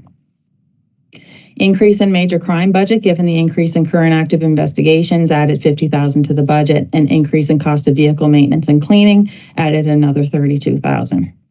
And as noted, the draft budget was presented and approved by the Board of Police Commissioners on March 5th, referring it to budget deliberations tomorrow. For 911 comm center, that has been adjusted to remove almost $600,000 in costs directly associated with the 311 service, which is now going to be included and managed by the new communications department. So the budget includes a one-time increase for the replacement of 3 repeaters, as well as the CAD upgrade. The estimated cost of those initiatives is about $60,000. And in addition, contracts and agreements has increased $10,000 for ongoing maintenance of the remaining repeaters. Okay, so conditional transfers and fiscal. I've embedded the entirety of the of this section of the budget here. There's a lot of moving parts with this one that's budgeted based on different methodologies, so I'll go through those line by line. There is an increase, of course, to our provincial education transfer of $1.4 million. This contribution, as you know, is formula-based. The budget assumes no change to the provincial education rate. It's currently 30.48 cents per $100 of uniform assessment. And this cost, of course, is funded by tax revenue that's generated by the provincial education tax, which is 31.56 cents. There's no change in our required contribution to the regional library. Property assessment costs increased 3% or $28,000. Water supply and hydrant fee was previously budgeted for in fire services. It has been reallocated to conditional transfers. There is no change in the amount from prior year, and it's funded by tax revenue generated specifically by the hydrant rate of 15.11 cents as proposed in this budget, which is, as I mentioned, a reduction of 3/4 of a cent compared to last year. Business improvement levies for Sydney Downtown Development Association and the Northside BIDA increased $16,000, which is reflective of the slight increase in commercial assessments in the downtowns. This is a flow-through tax. We don't maintain that money. The association set the rate we collected. We remit it back to them net of a 5% administration fee. For fiscal services, there's no change in short-term interest. Debt servicing costs based on debenture payment agreements, principal and interest repayments decreased $636,000 this year over last due to retirement of debt. No small changes to bank charges based on our year-to-date forecast. No changes in annual adjustments to allowance for uncollectible taxes. The appropriation to reserve and capital reserve includes $1 million transfer to reserve. This will be available to offset the impacts of potential tariffs on supplies if implemented. Otherwise, it will help address CBRM's FCI deficiency in our reserve indicator. $90,000 of the amount is contractual. There is a lease that the terms is that the lease payments are paid or put in reserve and then go to finance debt. So that's contractual, and $750,000 is the transfer of solid waste revenue in recovery to fund the solid waste capital projects that were noted in the previous presentation. Fire services budget, when you take out the hydrant costs that were transferred, the net increase is $1.36 million. As noted, there's a new training division created, which includes 3 full-time positions at a cost of $372,000. The replacement, cost-sharing replacement of TMR radios, fire's portion is about $164,000 for year 1. Fuel and fleet maintenance budget increased to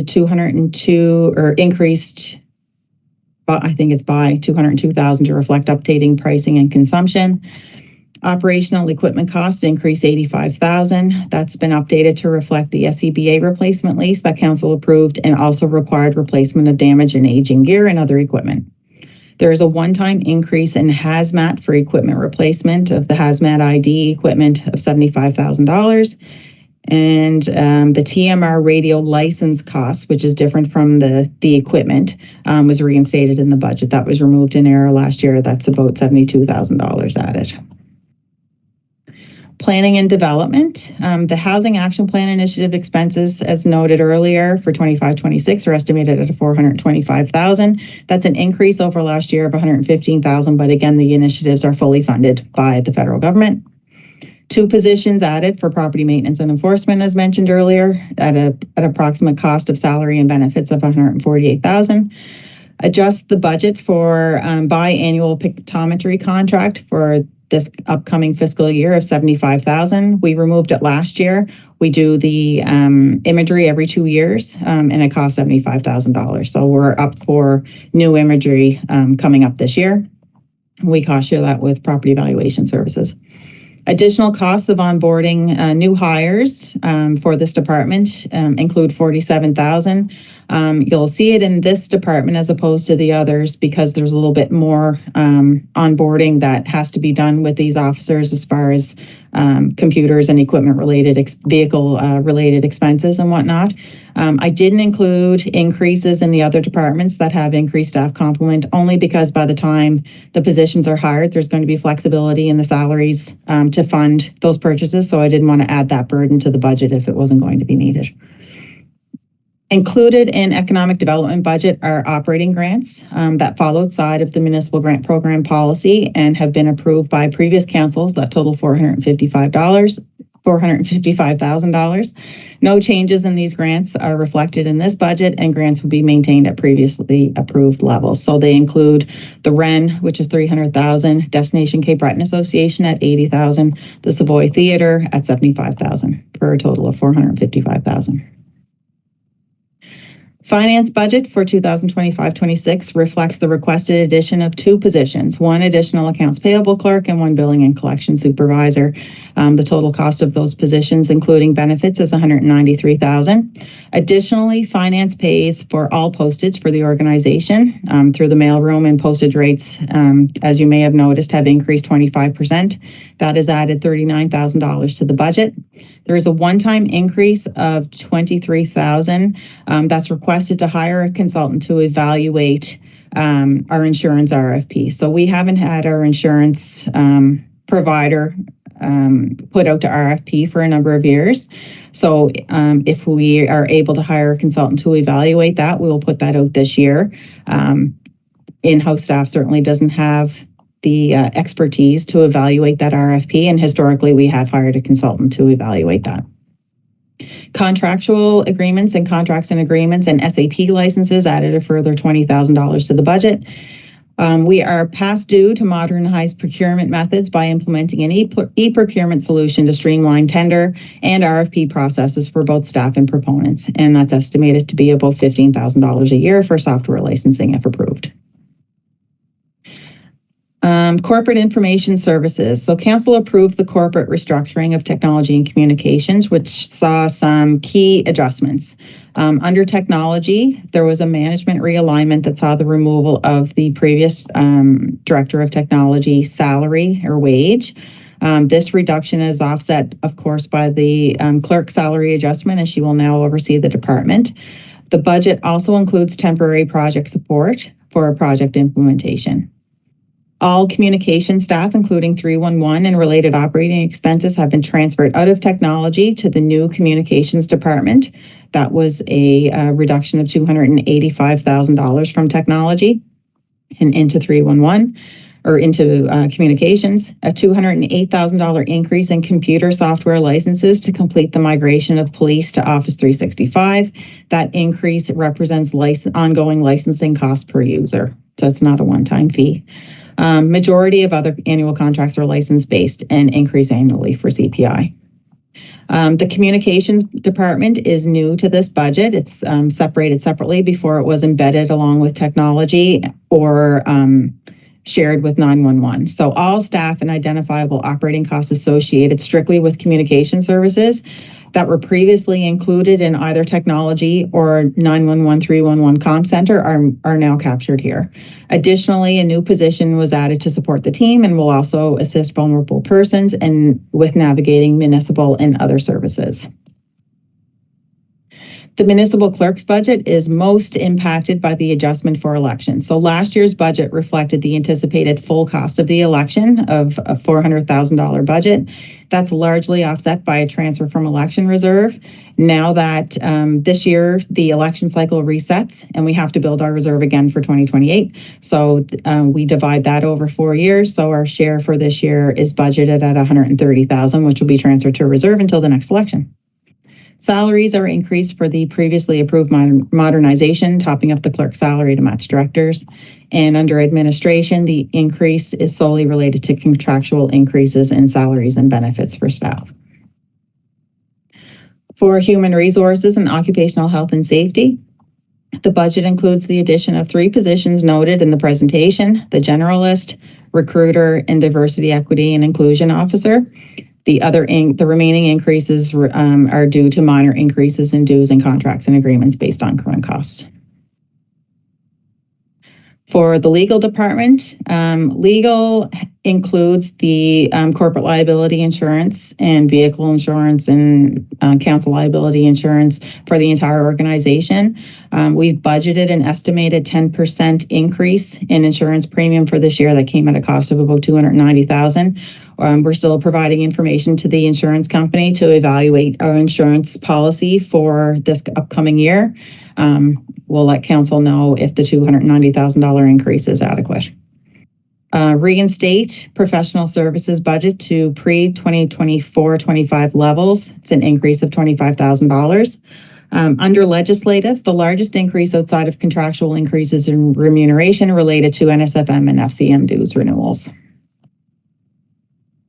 So this is the slide that I skipped earlier, and it kind of captures the impact that all of those increases had by category. So as you can see under wages overall, at the organization level, wages and benefits in this budget, it would increase by $3.4 million.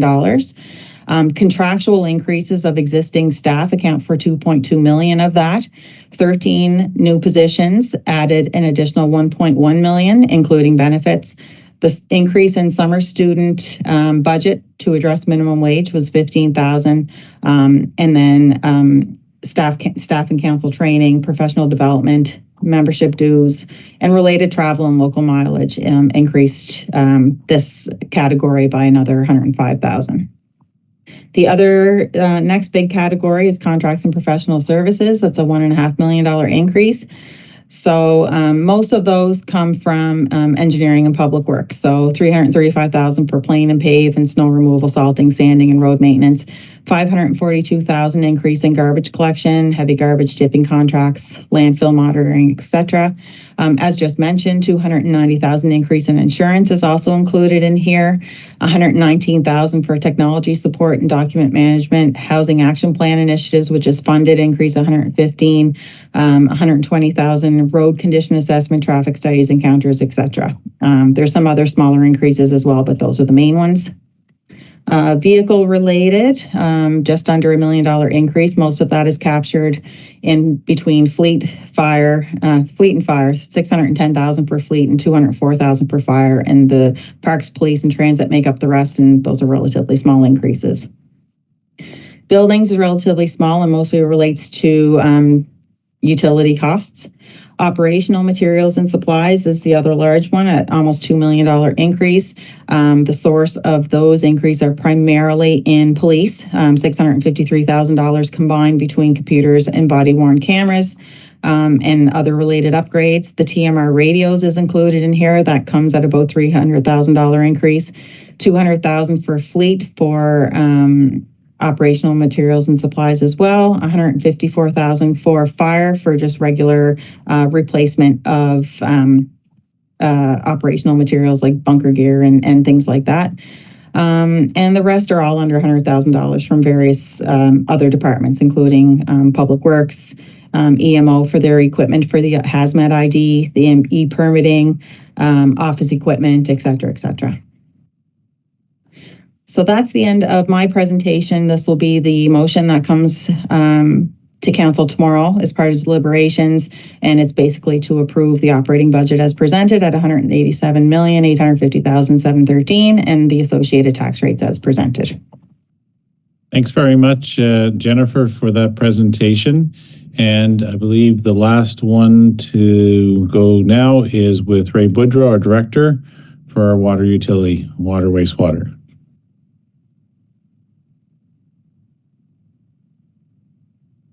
Try to get my welcome, Ray.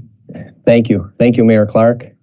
I'll try to get my screen working here. And what page are you on, Director Boudreau? I believe the presentation in the binder starts on page 216.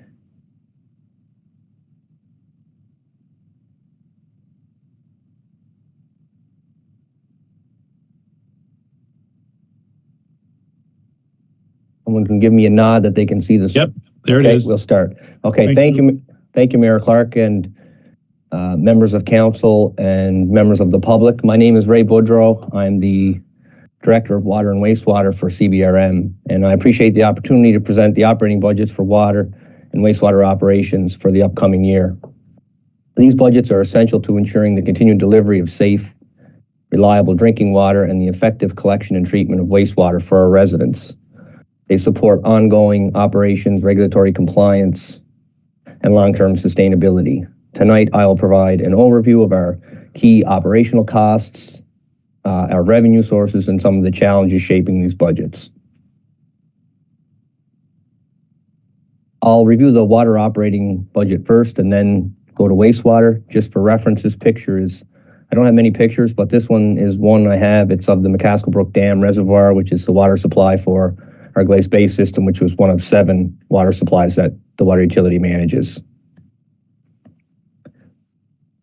The water utility in CBRM is the second largest water utility in Nova Scotia. We supply drinking water to residents across CBRM by way of 7 distinct and separate systems, each with its own water supply, treatment, and distribution system.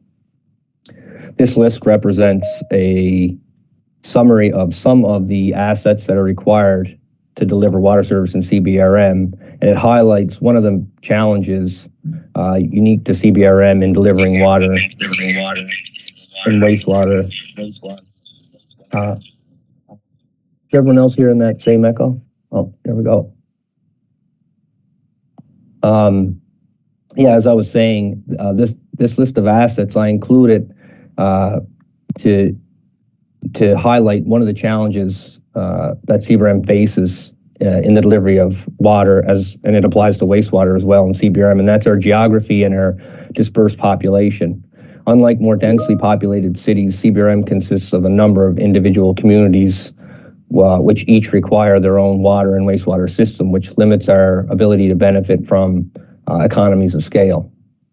A good comparison that I like to use to drive that example home is Fredericton, which serves 64,000 residents with 2 water treatment plants and 1 wastewater treatment plant, compared to CBRM, which serves 72,000 residents, comparable population, but operates 5 water treatment plants to their 2, and currently we operate 4 wastewater treatment plants with an additional 4 mechanical plants required to be built by 2040 to meet regulations. So the takeaway is just that, some of these regulations impact different municipalities in different ways, but certainly created a significant infrastructure need for CBRM. As far as the operating budget for water, the water utility operating budget for 25-26 is $28.4 million, which covers the day-to-day operations of the supply, treatment, and distribution systems, and is categorized into 8 areas as per UARB reporting requirements. And I'll go through each quickly. The source of supply budget is $600,000, and this represents costs associated with the maintenance and protection of our lakes and groundwater sources. It includes assets such as intake structures, reservoirs, dams, and monitoring systems. Our power and pumping budget is $2.1 million and covers the costs of moving 35 million liters every day of potable water through our pumping systems, our electrical systems, our pipelines, and backup power systems. Water treatment, which is the largest line item in our operating budget at $5.5 million, covers the operating costs of our 5 major water treatment plants, each with their own filtration, chemical dosing, clarification, disinfection, storage, and complex instrumentation and control systems. We have a transmission and distribution operating budget of $5.4 million, which covers the cost of delivering the treated water through 770 kilometers of mains, 28,700 services, 2,900 hydrants, and 10 reservoirs. The last item on this slide is our admin and general budget of $4.2 million. This is a transfer that the utility makes to CBRM to cover essential support services for services such as finance, HR, IT, procurement, legal, billing, and customer service. The water utility also maintains a depreciation fund. For 25-26, the budget is $4.2 million. This is a requirement of the Utility and Review Board, and this fund ensures resources are available to replace critical assets as they wear out. The water utility also pays municipal taxes in the amount of $2.1 million for 25-26 as part of its financial obligations to support local government services. And lastly, we have $4.3 million budget for non-operating expenses, which is mostly made up of debt servicing charges in the amount of $3.9 million and a small amount of capital out of operations at $200,000, and then some short-term bank fees of $150,000. As far as revenue goes for covering costs for water utility operation, our water utility is operated as a rate-based utility, which means it follows a user pay model, meaning that the cost of providing water service is recovered through usage-based rates and fees charged to customers rather than through general taxation. Water rates must be approved by the UARB, and water utilities are required to maintain separate financial accounts from other municipal operations. So the total projected revenue for water for 25-26 is 28.3 million, comprised of just under 21 million, which would be charges for general water service, a $7.1 million fire protection charge that Jennifer touched on earlier, which is a charge paid by the municipality to the utility for costs associated with maintaining the water system's capacity for firefighting. And then lastly, $400,000 revenue source, which is categorized as other, but includes roughly $350,000 budgeted from interest on overdue accounts, and another roughly $60,000 for sprinkler service that some commercial customers pay to the utility. So just to highlight the water utility operating budget for this year, we are projecting a slight deficit of $82,000 for this year. However, higher than anticipated revenue over the previous 2 years of our current rate study has resulted in an accumulated operating surplus forecast for the end of 25-26 of 1.9 million. So as I mentioned, 25-26 is year 3 of 3 of our current water rate study, so we'll be planning on conducting another rate study next year.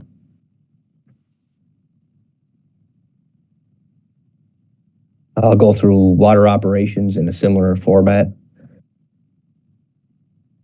The wastewater department operating budget covers the day-to-day operation of the collection, treatment, and discharge of the municipality's wastewater. CBRM currently operates 10 treatment systems, 4 mechanical plants and 6 lagoons at present, as well as 57 pumping stations across 20 sewer sheds. We currently have 2 full-scale treatment systems under development. Wayne touched on these during the capital budget. That's Glace Bay and New Victoria, with an additional 4 systems required to be constructed by 2040 to comply with federal and provincial regulations. Again, just a quick summary of some of the assets that are required to deliver wastewater service across CBRM. Currently 4 mechanical plants, 6 treatment lagoons, 57 pumping stations, 12 combined sewer overflows, 717 kilometers of sewer, and 9,500 manholes. The operating budget for wastewater for fiscal 25-26 is 11.9 million. We're maintaining the same budget as last year. It's distributed across 6 service areas, and I'll describe each. So wastewater collection portion of the operating budget is $4 million. This represents the cost associated with maintaining our sewer pipes, our manholes, lift stations, and lift stations to transport wastewater to our treatment plants. Treatment, again, is similar to water, is the largest line item in our operating budget at $4.5 million for wastewater, and represents the cost associated with operating the 10 treatment facilities, the 4 plants and 6 lagoons, which is necessary to meet federal and provincial environmental regulations. We have a small line item for easements, which has been reduced over last year, of $50,000. This covers the cost for legal pipeline access under provincial and federal transportation routes, so we can ensure service continuity. We have an admin fee that the wastewater rates pay to CBRM to cover, again, shared services with the other administrative functions that CBRM provides, similar, again, to water, so finance, HR, IT, procurement, billing, and customer service. The biosolids management budget of $700,000 funds the treatment and transport of biosolids, which is a byproduct of the wastewater treatment process. We currently have a contract to dispose of that in an approved facility in Guysborough. And then lastly, we have non-operating expenses of $2 million, which for wastewater represent debt servicing charges on previous capital monies borrowed. As I mentioned, we're projecting a balanced budget for wastewater, so our revenue matches our projected expenses at $11.9 million. And all of the revenue for wastewater is collected through our charges. So this is new for wastewater and CBRM. We recently transitioned to a user pay model similar to the water utility to cover the cost of wastewater service. And to do that, we had to amend CBRM's area rate bylaw to remove the sewer tax. And we also amended the wastewater bylaw to include wastewater charges that came into effect April 1st, 2024. So April 1st of last year. The new user pay model was based on Water Environment Federation best practices and ensures wastewater rates reflect actual cost of service. It's a method and a methodology that has been endorsed by the UARB in other cases, and so it aligns with potential future regulation by UARB for our wastewater rates.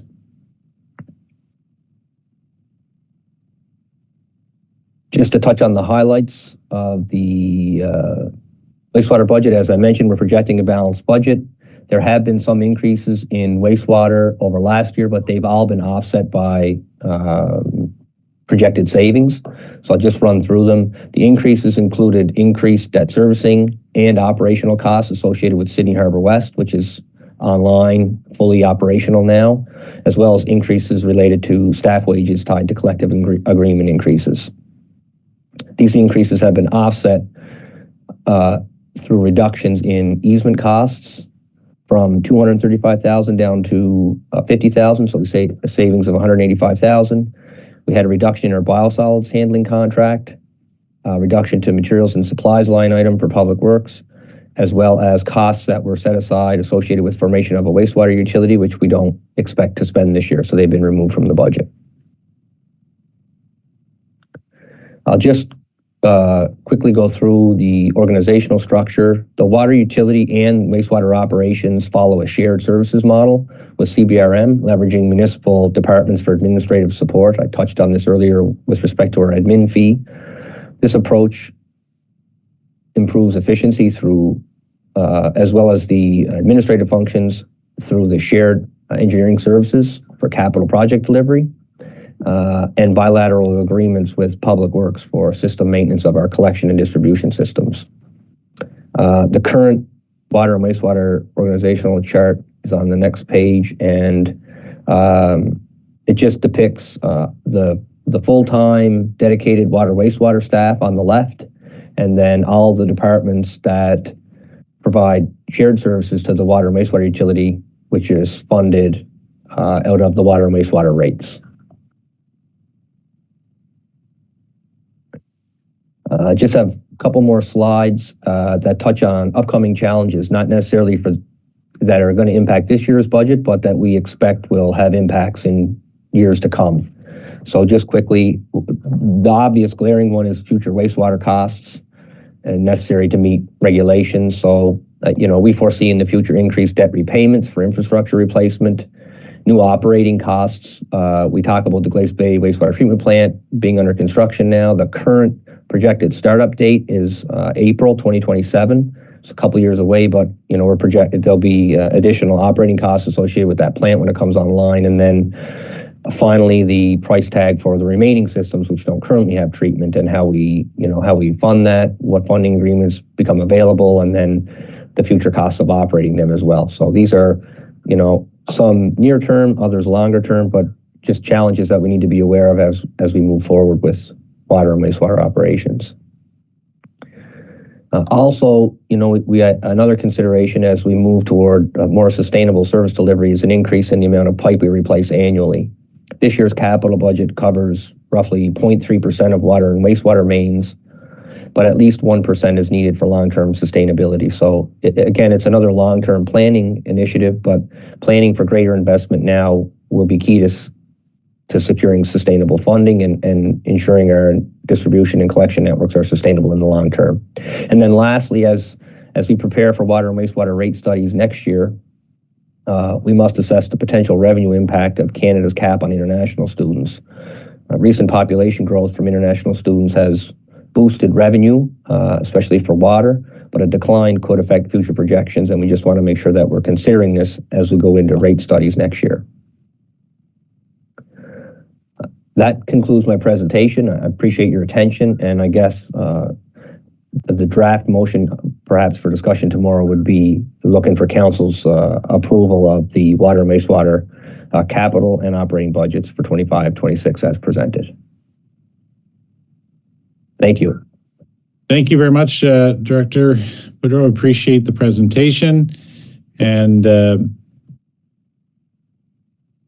so with that, we will, before we adjourn for this evening, senior staff will be available as of 9 a.m., all our officials, for any questions. And then we will go to 10 a.m. for the actual budget deliberations. And we will go, we've got Thursday and Friday set aside. So there's no rush to do that, to go through process, but we'll just, this was a very informative, comprehensive ability for folks to get the presentations done, think about it. Again, in the morning in advance, senior officials will be there at 9 a.m. Any particular technical questions or the like, and then we'll go into the actual budget debate as of tomorrow. So with that, we are adjourned. I wish everybody a good night and get lots of rest because it's going to be a long day. Thank you. Thank you. Have a good night, everyone.